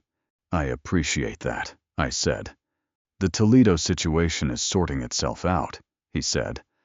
"We're not going to need what we asked for." "I wanted you to know that." He picked up a dish towel and dried the bowl I handed him, which was the most domestic gesture I had ever seen Marcus Reed make. "I just didn't want it sitting between us." I handed him another bowl. "It isn't," I said, which was true in a way he was not equipped to understand. It was not sitting between us because it had moved beyond us entirely, into a federal conference room on Michigan Avenue, where a woman with a thin folder and careful eyes was building something that Marcus Reed would not see coming until it arrived. I thought about Special Agent Cho's card in my shirt pocket. Day or night. I thought about Ray's yellow notepad, now fully written, sitting in a locked drawer in Ray's office. I thought about Charlie in his Hamtramck basement with his manila folders and his adding machine, cross-referencing things I had not asked him to cross-reference, because that was simply how Charlie operated. I had good people around me. I had built that, or maintained it, or been lucky enough to recognize it when it was offered. 40 years with Charlie, a brother who had taken a bullet, an attorney who answered before 8 in the morning, a federal agent who picked up on the first ring. Marcus dried the last bowl and set it on the counter and smiled his 12-teeth smile. "Good soup," he said. "Carol's recipe," I said. He nodded and went to find Angela. And I stood at the sink with my hands in the cooling water and listened to Sophie breathing from the living room couch. Steady and deep and completely unaware. 3 weeks passed in the particular silence of a situation that is moving without appearing to move. I had worked in manufacturing long enough to understand that kind of silence. The production line looks still between shifts, the machines cold, the floor empty, the overhead lights humming to themselves in the absence of noise. But the line is never truly still. The tolerances are being held. The alignments are being maintained. The infrastructure of the next shift's work is present in every calibrated measurement, every lubricated joint, every checked and rechecked specification that will allow the first piece to come off correctly when the line starts again.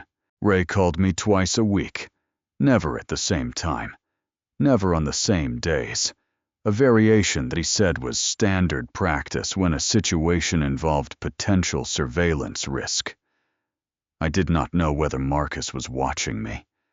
I did not know whether Marcus was the kind of man who watched people. But I had learned enough in the past weeks to know that not knowing was not the same as it being safe to assume. Charlie called me on Thursday mornings.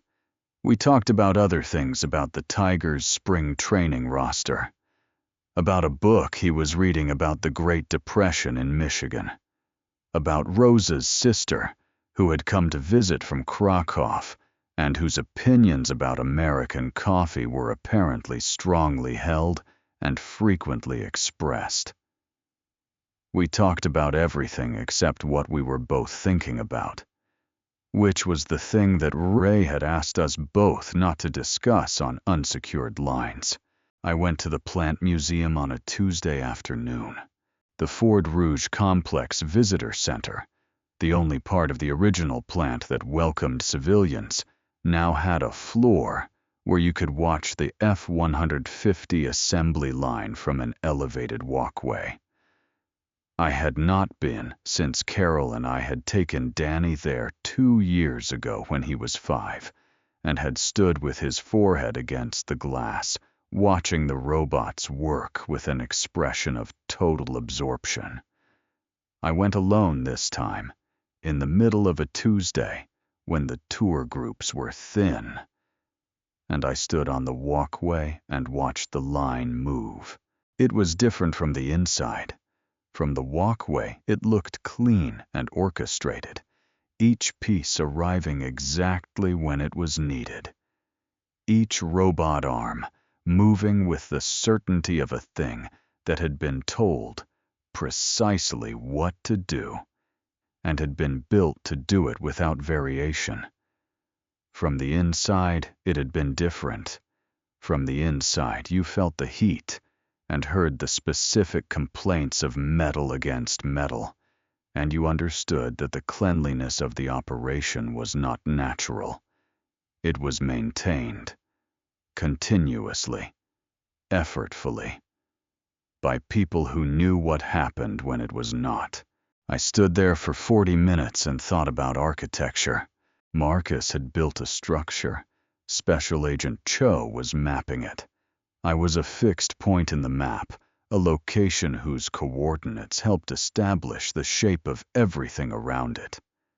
That was my function in the current phase of this operation. To be still. To be where I had always been.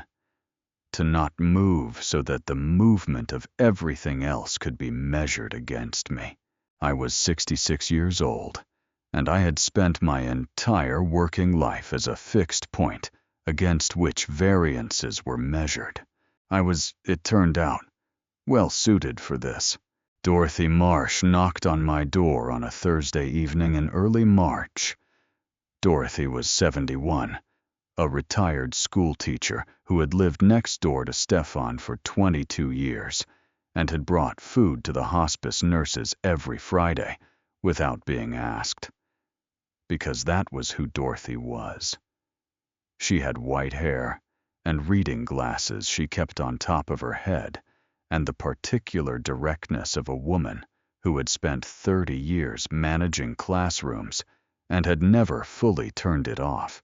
She brought a covered dish, something with chicken, it smelled like, and came in and sat at the kitchen table without being invited to sit. Because Dorothy had a standing invitation to this kitchen that predated my ownership of it by 15 years. "You look like a man carrying something heavy," she said.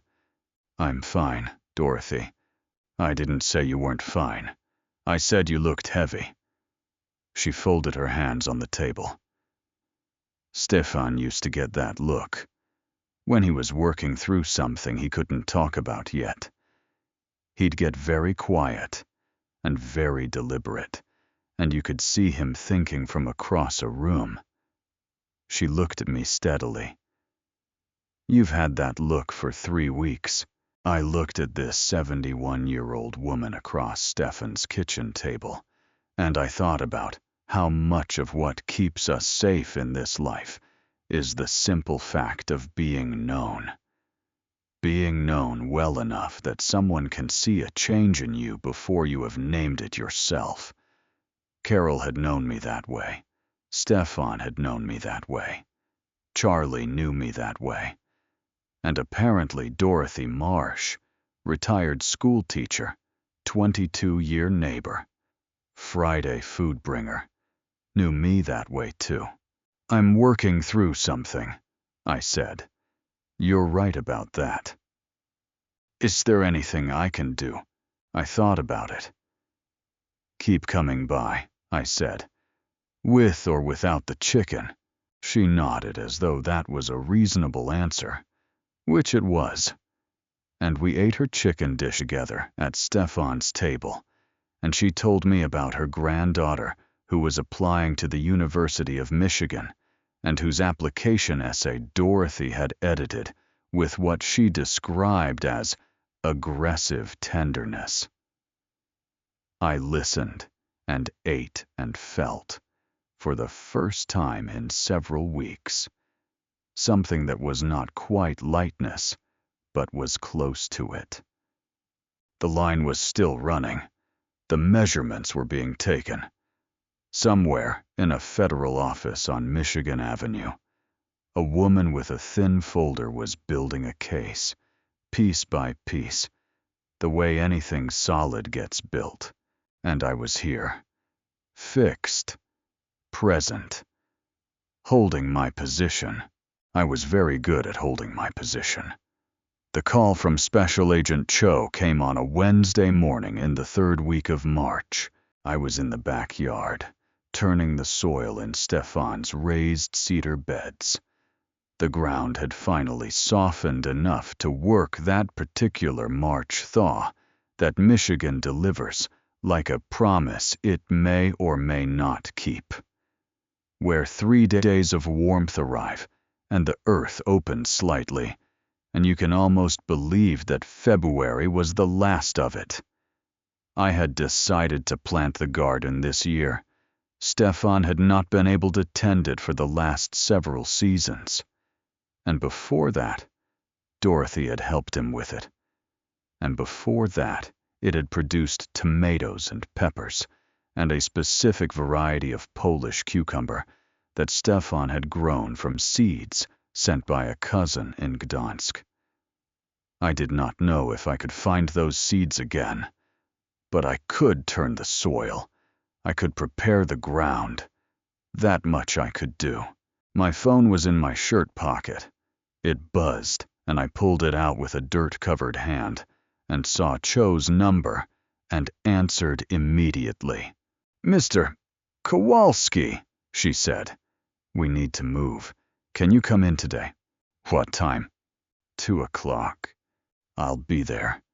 I washed my hands at the outdoor spigot with water, that was still cold enough to make my knuckles ache, and went inside and called Ray. He said he would meet me at 1:45.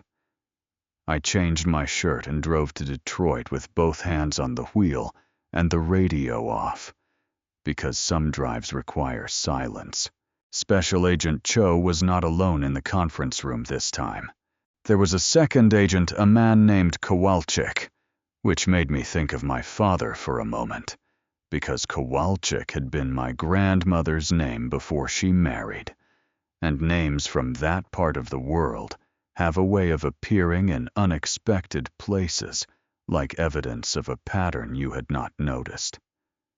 Kowalczyk was perhaps 50, broad through the shoulders, with the particular stillness of a man who spent most of his professional time listening to other people's conversations. There was also a woman from the Wayne County Prosecutor's Office named Sandra Reeves, who was perhaps 40, and who had a yellow legal pad and a pen and the focused readiness of someone who had been briefed and was now here to verify. Special Agent Cho waited until we were all settled before she spoke. 3 days ago, she said, Marcus Reed attempted a transaction from the limited authorization on your account. Mr. Kowalski. The transaction was declined because the authorization had been suspended. She looked at me steadily. He attempted it twice. The second attempt was 40 minutes after the first. I thought about that. Marcus sitting somewhere, his office, his car, his kitchen, trying the same transaction twice within 40 minutes. The specific behavior of a man who is surprised by a refusal and does not yet understand why. What was the amount? Ray said. $22,000, Special Agent Cho said. Destination routing number consistent with Desert Southwest Capital Partners.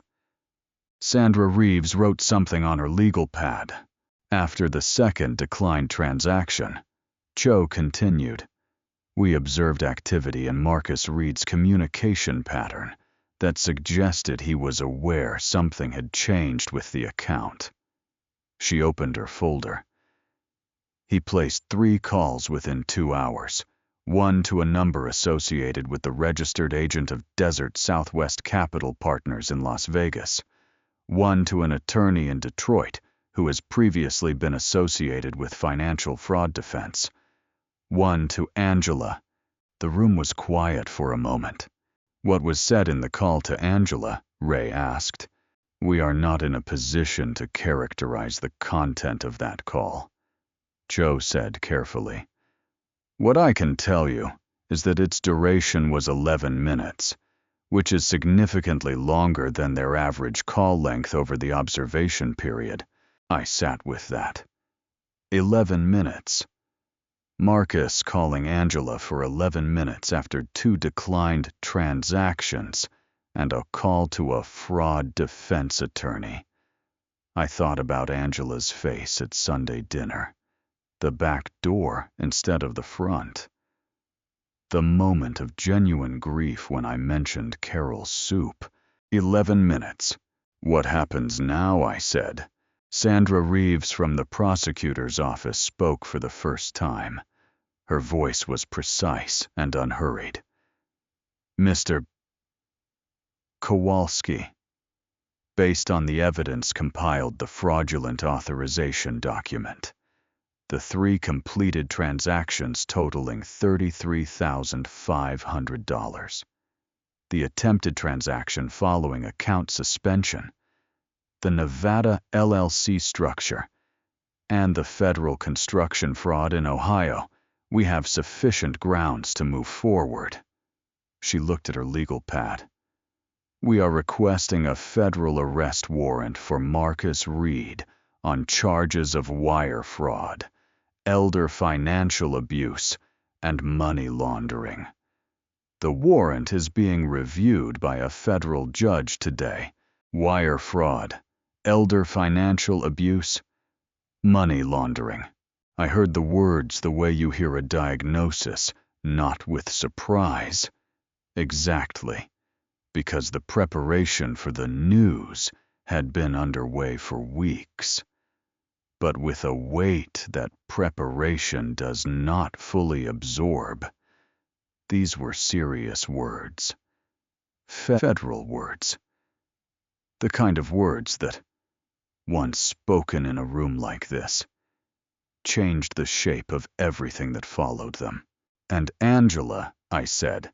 Cho and Reeves exchanged a look that lasted less than a second. That determination is ongoing, Reeves said. I looked at my hands on the conference table. The knuckles were still slightly red from the cold water at the outdoor spigot. Working man's hands, Stefan's words. The kind of hands that had turned soil that morning in the raised cedar beds, preparing ground for something that had not yet been planted. The warrant was being reviewed. The machine Marcus had built was about to encounter the thing that stops machines.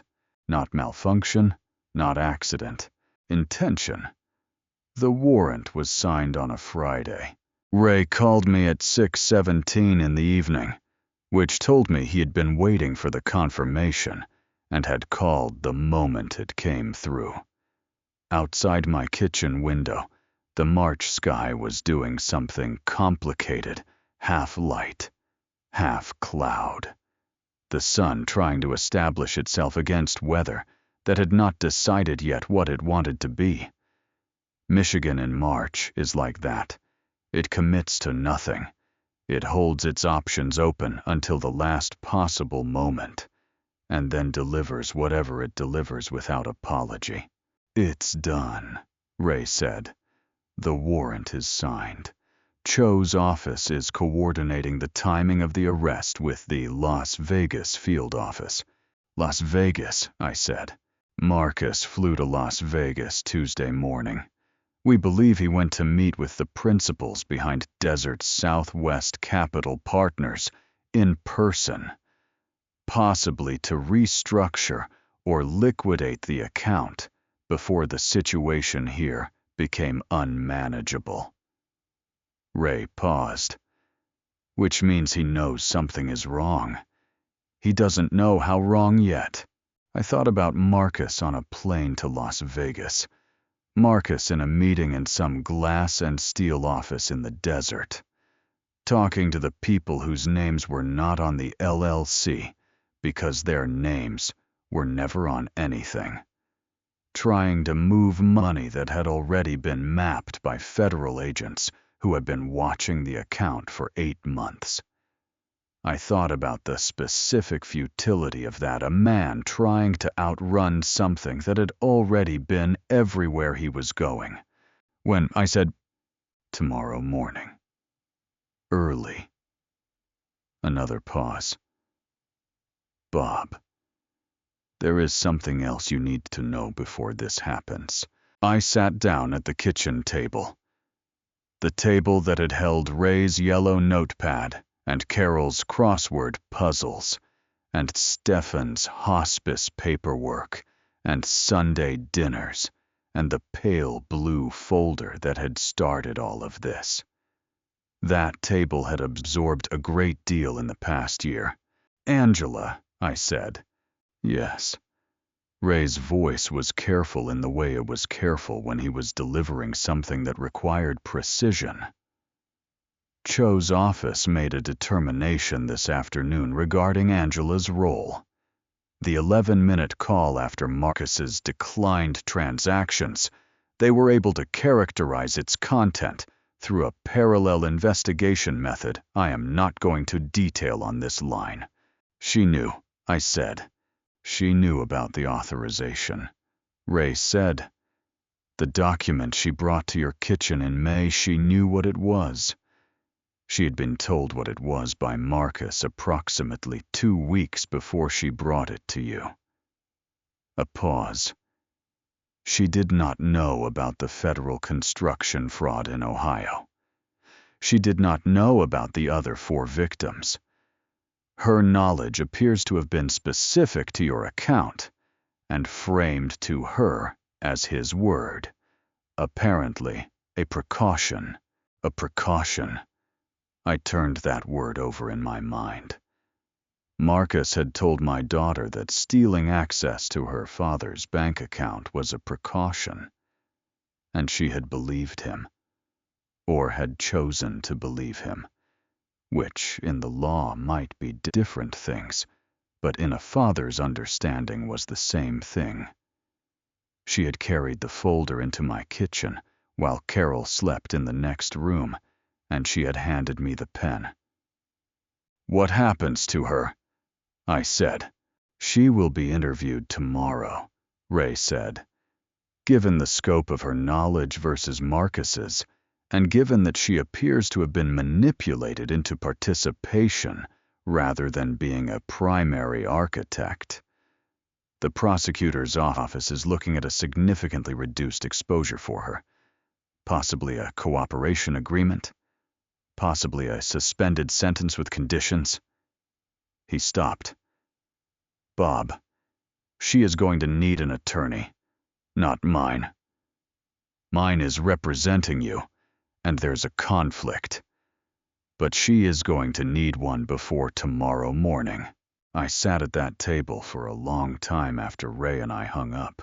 I thought about Angela at 40 years old, in whatever room she was in tonight, knowing that something was coming, and not knowing exactly when or what shape it would take. I thought about what it must feel like to have married a man who turned out to be a structure of concealment wrapped in a 12-teeth smile. I thought about whether Angela had loved Marcus when she married him, or whether she had loved the version of Marcus that Marcus had shown her, which might be a different thing entirely. I thought about Danny and Sophie. I called Charlie. He answered on the second ring. I told him everything Ray had told me. He listened without interrupting, the way he always did. When I finished, there was a silence of perhaps 10 seconds. "She needs Howard Peck," Charlie said. Howard Peck was a defense attorney in Dearborn, 60 years old. The kind of lawyer who had spent his career defending people who had made one serious error in an otherwise ordinary life. Charlie had done accounting work for 3 of his clients over the years. "He's the right person for what Angela is facing. Can you call him tonight?" "I'm calling him when we hang up," Charlie said. I set the phone down and looked at the kitchen. The raised cedar beds visible through the back window in the fading March light. The soil I had turned that morning, prepared for seeds I had not yet found. The chair where Carol used to do the crossword. The chair where Dorothy had sat with her chicken dish and her granddaughter's application essay. I was not angry at Angela. I had examined that carefully, the way you examine a weld all the way around, from every angle, in good light. What I felt was more complicated than anger. It was the specific grief of a parent who understands that their child made a wrong turn and cannot go back and unmake it. That grief has a particular weight. It sits differently than other kinds. Marcus had used her. He had used her the way he had used everything as a component in a structure designed to benefit only himself. Tomorrow morning it would be over. I turned off the kitchen light and sat in the dark for a while, and the house held its silence around me. And outside, the March sky finally made its decision, and it began, quietly, to rain. I did not sleep that Friday night, not from fear, and not from the particular agitation that keeps some men awake before a significant event, I have never been that kind of man. Carol used to say that my ability to sleep under pressure was either a gift or evidence of a character flaw she had not yet fully categorized. I slept well the night before Danny was born, when we sat in the hospital for 11 hours before anything happened, and Carol told me to stop hovering, and I found a chair in the waiting room and was asleep in 4 minutes. I slept well the night Stefan came home from surgery in 1993, after the doctors had said what they said, and the weight of it had settled into the particular permanence of things that cannot be undone. But I did not sleep that Friday night. I lay on Stefan's bed in Stefan's house, and I looked at the ceiling, and I thought about everything that would happen in the morning, and everything that would follow the morning, and the long chain of consequences that extends from every significant event, visible only in retrospect, when you can turn around and see the full length of what a single action has set in motion. At 4 in the morning, I got up and made coffee and sat at the kitchen table with the lights on. At 5:15, my phone buzzed with a text from a number I recognized as the secondary contact Cho had given me. 2 words, proceeding now. Las Vegas was 2 hours behind Michigan. 3 in the morning there. I thought about that federal agents moving through a Las Vegas hotel corridor at 3 in the morning. Badges out, warrant in hand, knocking on a door that Marcus Reed was about to open without knowing what was on the other side of it. I thought about the specific moment between a knock and an opened door, the last moment of a thing before it becomes a different thing. I held my coffee cup and watched the kitchen window lighten by degrees as the Michigan dawn came in from the east. Slow and gray, and completely indifferent to what was happening 2,000 miles away in the Nevada desert. At 6:43, Angela called me. I had been expecting the call. Ray had told me it would likely come, and I had discussed with him exactly what I would say when it did. I answered on the second ring. Her voice was not what I expected. I had prepared myself for anger, for accusation, for the particular controlled desperation of a person trying to manage a situation that has escaped management. What I heard instead was something much simpler and much harder to receive. She was crying, not dramatically, not the performed tears of a person trying to leverage emotion. The quiet, effortful crying of someone who has been trying not to cry for a long time and has run out of the energy required to continue not doing it. I recognized that sound. I had heard Carol make it twice in our marriage, once when her mother died, and once when Stefan called to tell us what the doctors had said about his spine. It was the sound of a person who has held something heavy for too long and finally put it down. "Dad," she said. "I'm here," I said. "They arrested Marcus." A pause, the sound of her steadying herself. "In Las Vegas, an hour ago. He called me from they let him make a call." "I know," I said. A silence. Longer than the silences in our Sunday dinner conversations. This silence had a different texture. The texture of a person recalibrating around something they have just understood. "You know," she said. Not a question. "Yes." Another silence. I let it be what it was. I did not fill it. I had learned from the best listeners I knew, Charlie, Ray, Dorothy, that the most important thing you can give a person in a moment of reckoning is the space to arrive at it in their own time. "How long?" she said. "Since February," I said. Since the hallway. Since Stefan's funeral. She made a sound that was not quite a word. I waited. Dad, I need to tell you something. Her voice had changed, steadier now, the way a person sounds when they have decided that the truth is the only remaining option. The document, in May.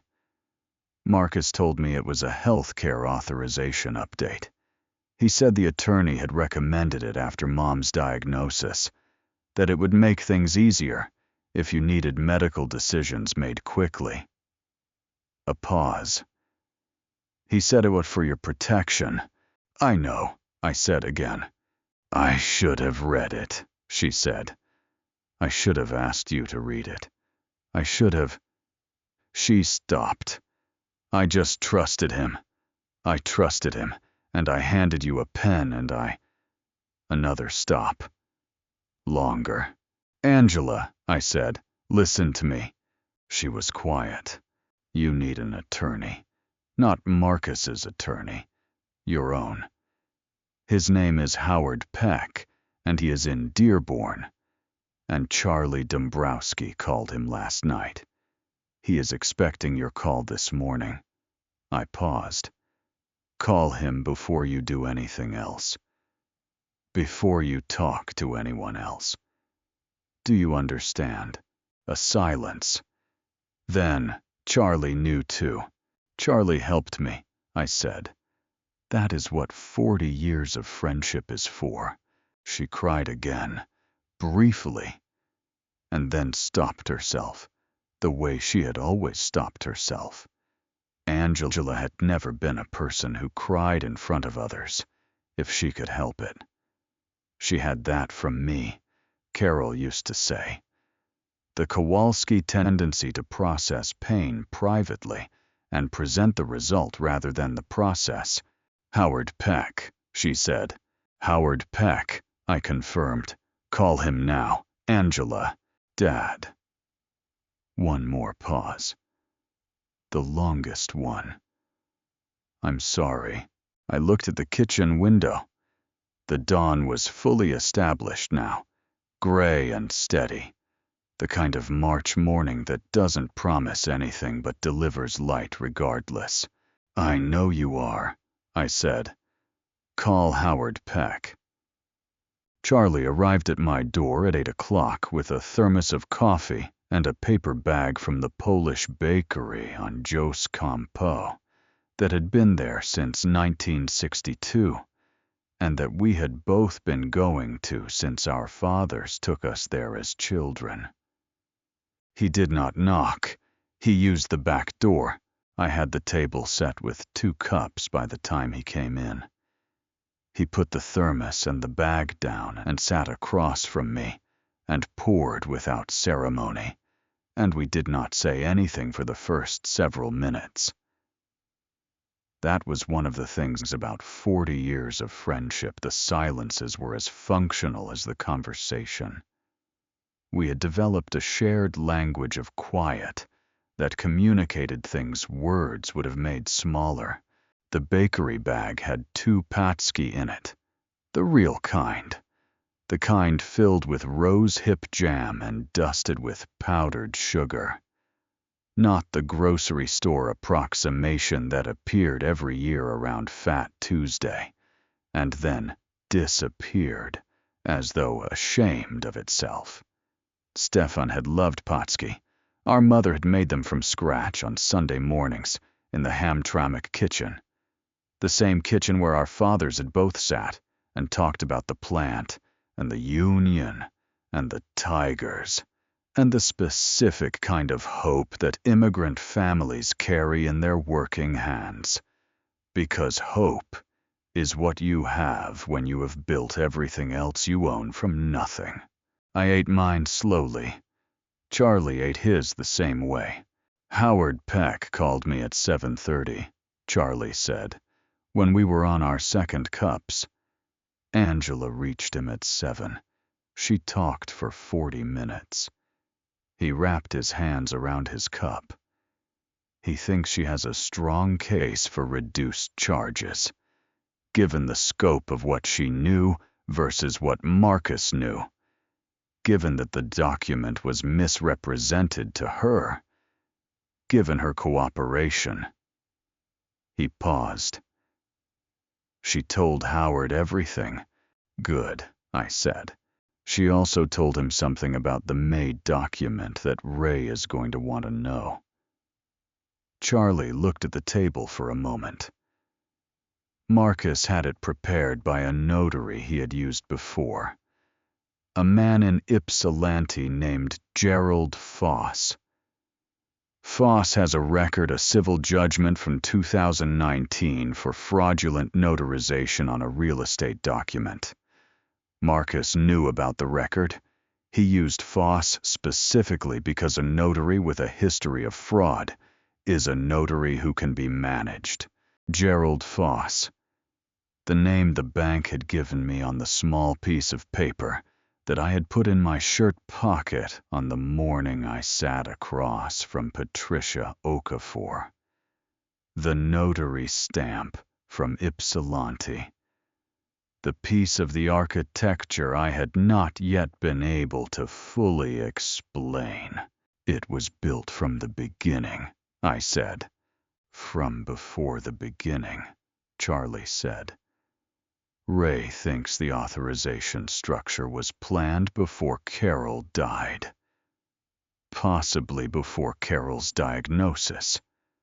Marcus saw what was coming, a man approaching retirement age, about to lose his wife, about to lose his brother, about to be alone, and he planned around it. Charlie said this without inflection, the way he delivered difficult financial findings, not because he lacked feeling about it, but because the feeling was too large for inflection to contain. He was patient. Bob, whatever else he is, he was patient. I thought about that kind of patience.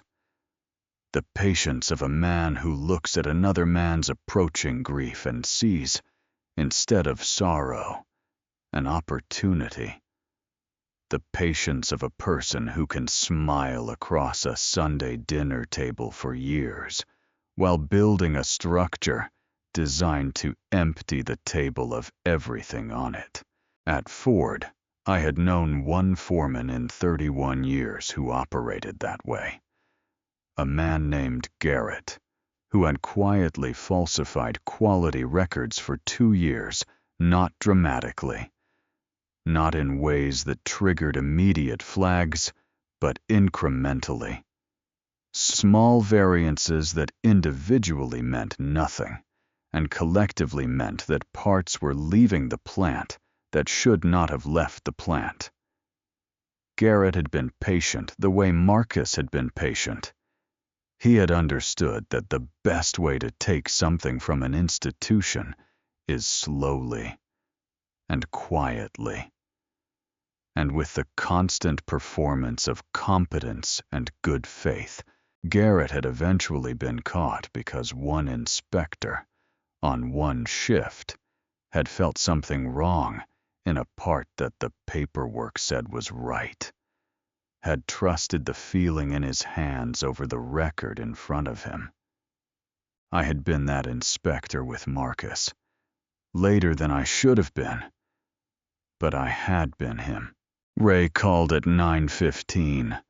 I put the phone on the table between Charlie and me so we could both hear.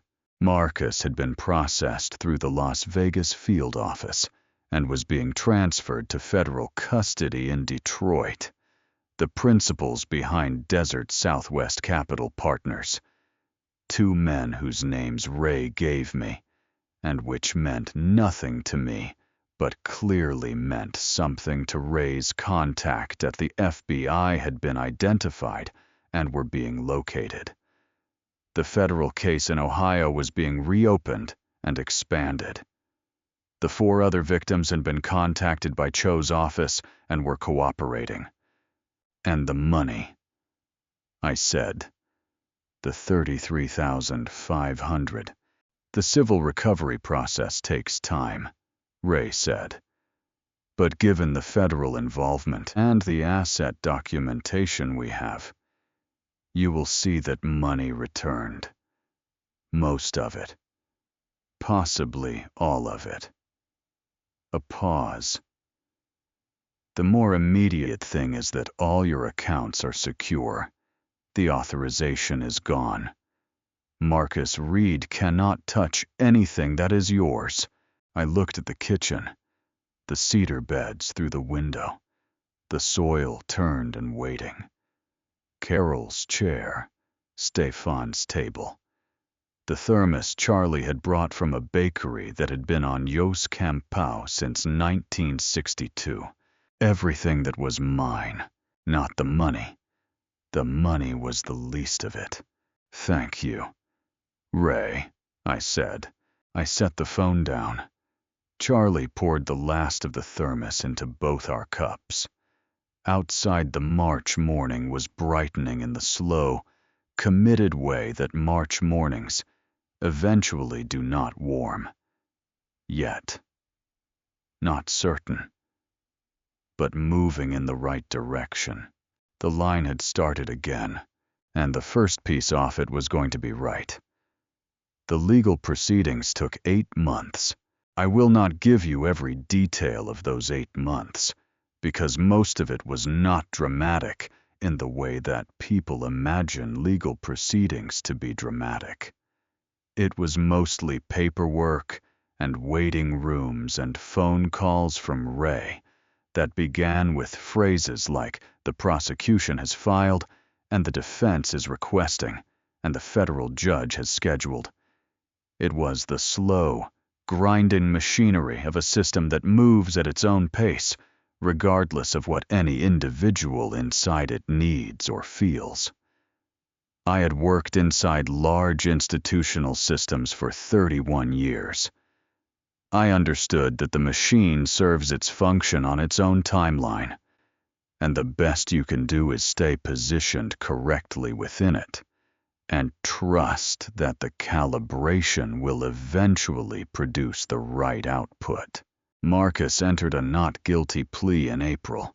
His defense attorney, not the Detroit fraud specialist he had called in the first panicked hours after the declined transactions, but a more expensive firm from Chicago that someone in the Desert Southwest Capital Partners network had apparently arranged, argued that the authorization document had been legitimately obtained, that the transactions represented legitimate business arrangements between family members, and that the federal construction fraud charges in Ohio were overstated and procedurally compromised. The arguments were presented with considerable fluency. I sat in the courtroom on the 2 days I was required to be present, and I listened to a man describe my family's circumstances in language so carefully constructed that it almost did not resemble what had actually happened. Almost. Angela cooperated fully with the prosecution from the beginning. Howard Pick negotiated the terms of her cooperation agreement with a precision that Charlie, who reviewed the document at my request, described as exemplary work. She testified in April and again in June. I was not present for her testimony. Ray advised against it, and I agreed with his reasoning. My presence would have complicated things for both of us in ways that served neither her case nor mine. I read the transcript afterward in Ray's office, in the same chair where I had first learned that my checking account had been accessed without my knowledge. She told the truth. All of it. The May document and what Marcus had told her it was. The hallway conversation at Stefan's funeral, and how Marcus had scripted it beforehand, including the specific instruction to mention Danny and Sophie. The 11-minute call after the declined transactions, in which Marcus had told her to say nothing and do nothing, and that he would fix it. 3 years of similar instructions delivered in the language of protection and partnership, and the particular intimacy that a manipulative person constructs around their partner to ensure that the partner's loyalty outlasts their judgment. I read that transcript twice. The second time I read it, I understood something I had not let myself understand fully until that moment, that Angela had been a victim too. Not in the same way I had been a victim.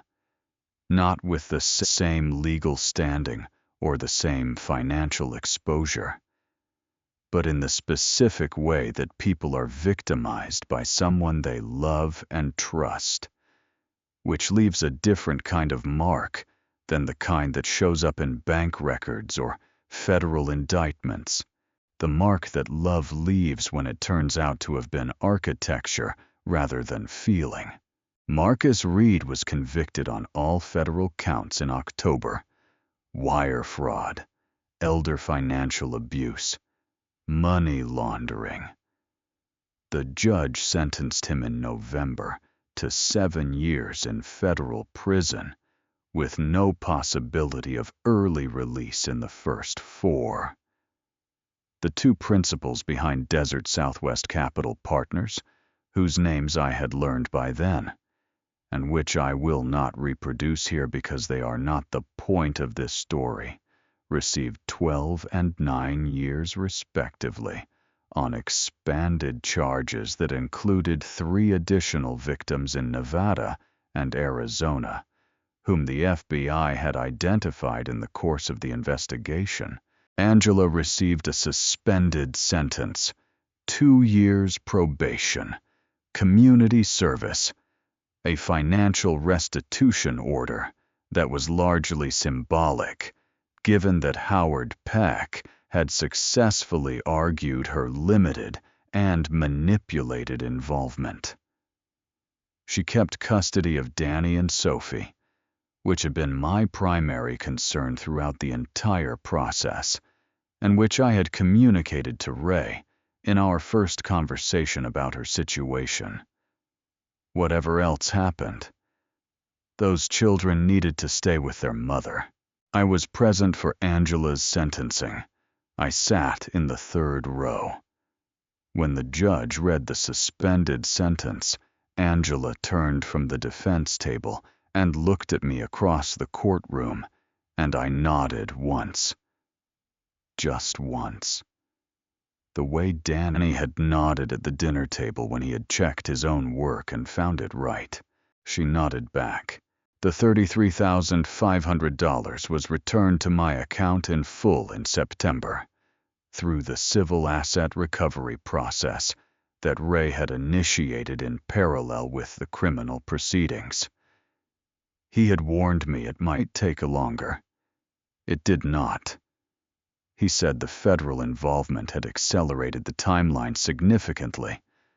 I thanked him. He said he was just doing his job. I said there was no such thing as just doing your job when the job was done right. He looked at me for a moment, and then wrote something on his notepad, which made me think that perhaps lawyers, like engineers, find it useful to record the things that turn out to matter. I drove home from Ray's office on Michigan Avenue with the settlement confirmation in my passenger seat and the Rouge plant smokestacks visible on the horizon, and the November sky doing what November skies do, holding their gray with a commitment that almost looked like peace. Almost was enough. I had learned, in the course of this year, that almost was frequently where the real things lived. Not in the certainty, in the almost, in the held breath before the exhale, in the soil turned and waiting for seeds not yet planted, in the space between what has been lost and what is still, stubbornly. Here, I planted the garden in April, not the Polish cucumbers. I had not found those seeds yet, though I had written to Stefan's cousin in Gdansk, and she had written back with a warmth that surprised me and said she would send some in the spring. They would arrive too late for this season. I planted tomatoes instead, and peppers, and a row of green beans along the south edge of the cedar beds that Stefan had built 30 years ago with his own hands, before the wheelchair, when his hands still did the things hands are supposed to do. The beds held. Everything Stefan built held. Dorothy helped me on the first Saturday. She brought her own gloves and her own trowel, and she worked the east bed while I worked the west. And we talked about her granddaughter, who had been accepted to the University of Michigan and who had called Dorothy 3 times on the day the letter arrived. We talked about Charlie and Rosa, who were planning a trip to Krakow in June, the first time either of them had been back to Poland in 30 years. We talked about the Tigers, who were doing what the Tigers usually did in April, generating cautious optimism that the rest of the season would methodically dismantle. We did not talk about Marcus, or the trial, or the federal proceedings that had finally closed in November. Dorothy knew. She had known most of it from the beginning, in the way that a person who pays close attention to the people around them knows things without being told. She had simply waited, the way she brought food to hospice nurses without being asked, because she understood that some things do not require discussion. They require presence. I had learned a great deal about presence in the past year. Angela brought Danny and Sophie on a Sunday in May, the first visit since everything had settled into its new shape. She called ahead, which she had not always done before, a small behavioral change that told me something about how she was moving through her new circumstances. More careful, more deliberate, less certain of her welcome, which was painful to observe but also accurate, because some certainties have to be rebuilt from the ground up after they have been compromised. Danny went straight to the garden. He crouched at the edge of the west bed and looked at the seedlings with the same full attention he brought to everything. And then he looked up at me and said, "They're small." I said, "They won't always be." He considered that for a moment with the seriousness of a 7-year-old, processing a concept that might be about more than tomatoes. Then he nodded, his Stefan nod, and he stayed crouched at the edge of the bed for a long time, watching the seedlings as though he could help them along by paying close enough attention. Sophie found a caterpillar near the south fence and named it Gerald, which was either coincidence or the universe exercising its sense of humor, and spent the better part of an hour ensuring Gerald's safety and comfort before releasing him near the cedar planks with a formal goodbye that included specific instructions about where to go next. Angela and I sat on the back steps while the children worked the yard. We did not have the conversation that I think she had been preparing for. The large conversation, the one with apologies and explanations, and the careful negotiation of what we were to each other now. I did not want that conversation yet. Maybe I would want it later. Maybe she would. But on that Sunday in May, in the yard that Stefan had built, and I was learning to tend, with Danny watching seedlings and Sophie directing a caterpillar named Gerald. The conversation that needed to happen was not the large one. "How are you?" I said.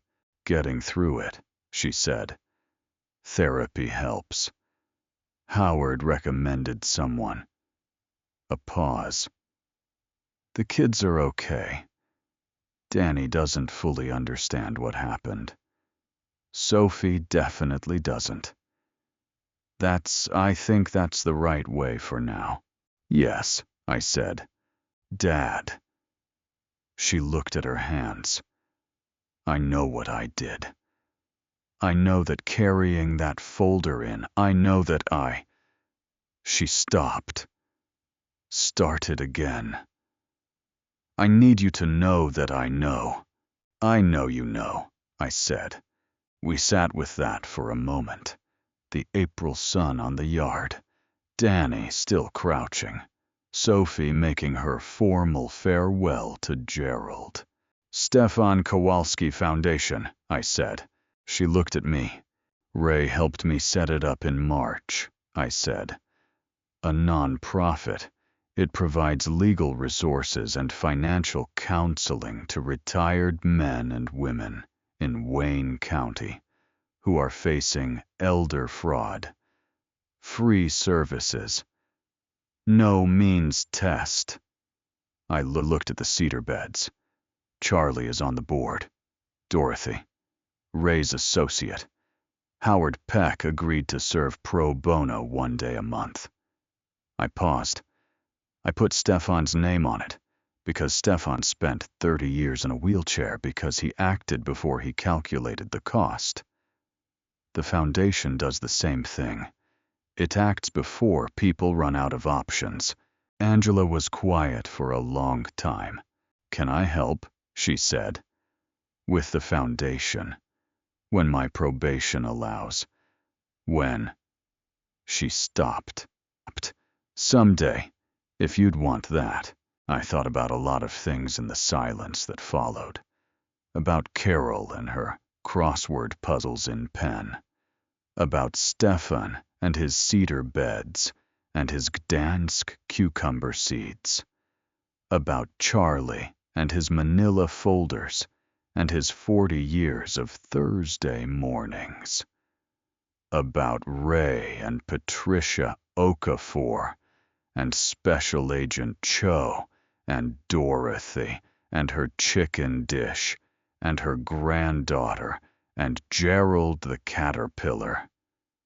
About a working man's hands and what they build and what they protect and what they refuse to let go.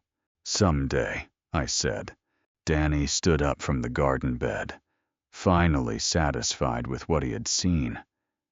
He looked across the yard at me with Carol's eyes, and Stefan's nod, and something that was entirely his own. The seedlings were small. They would not always be.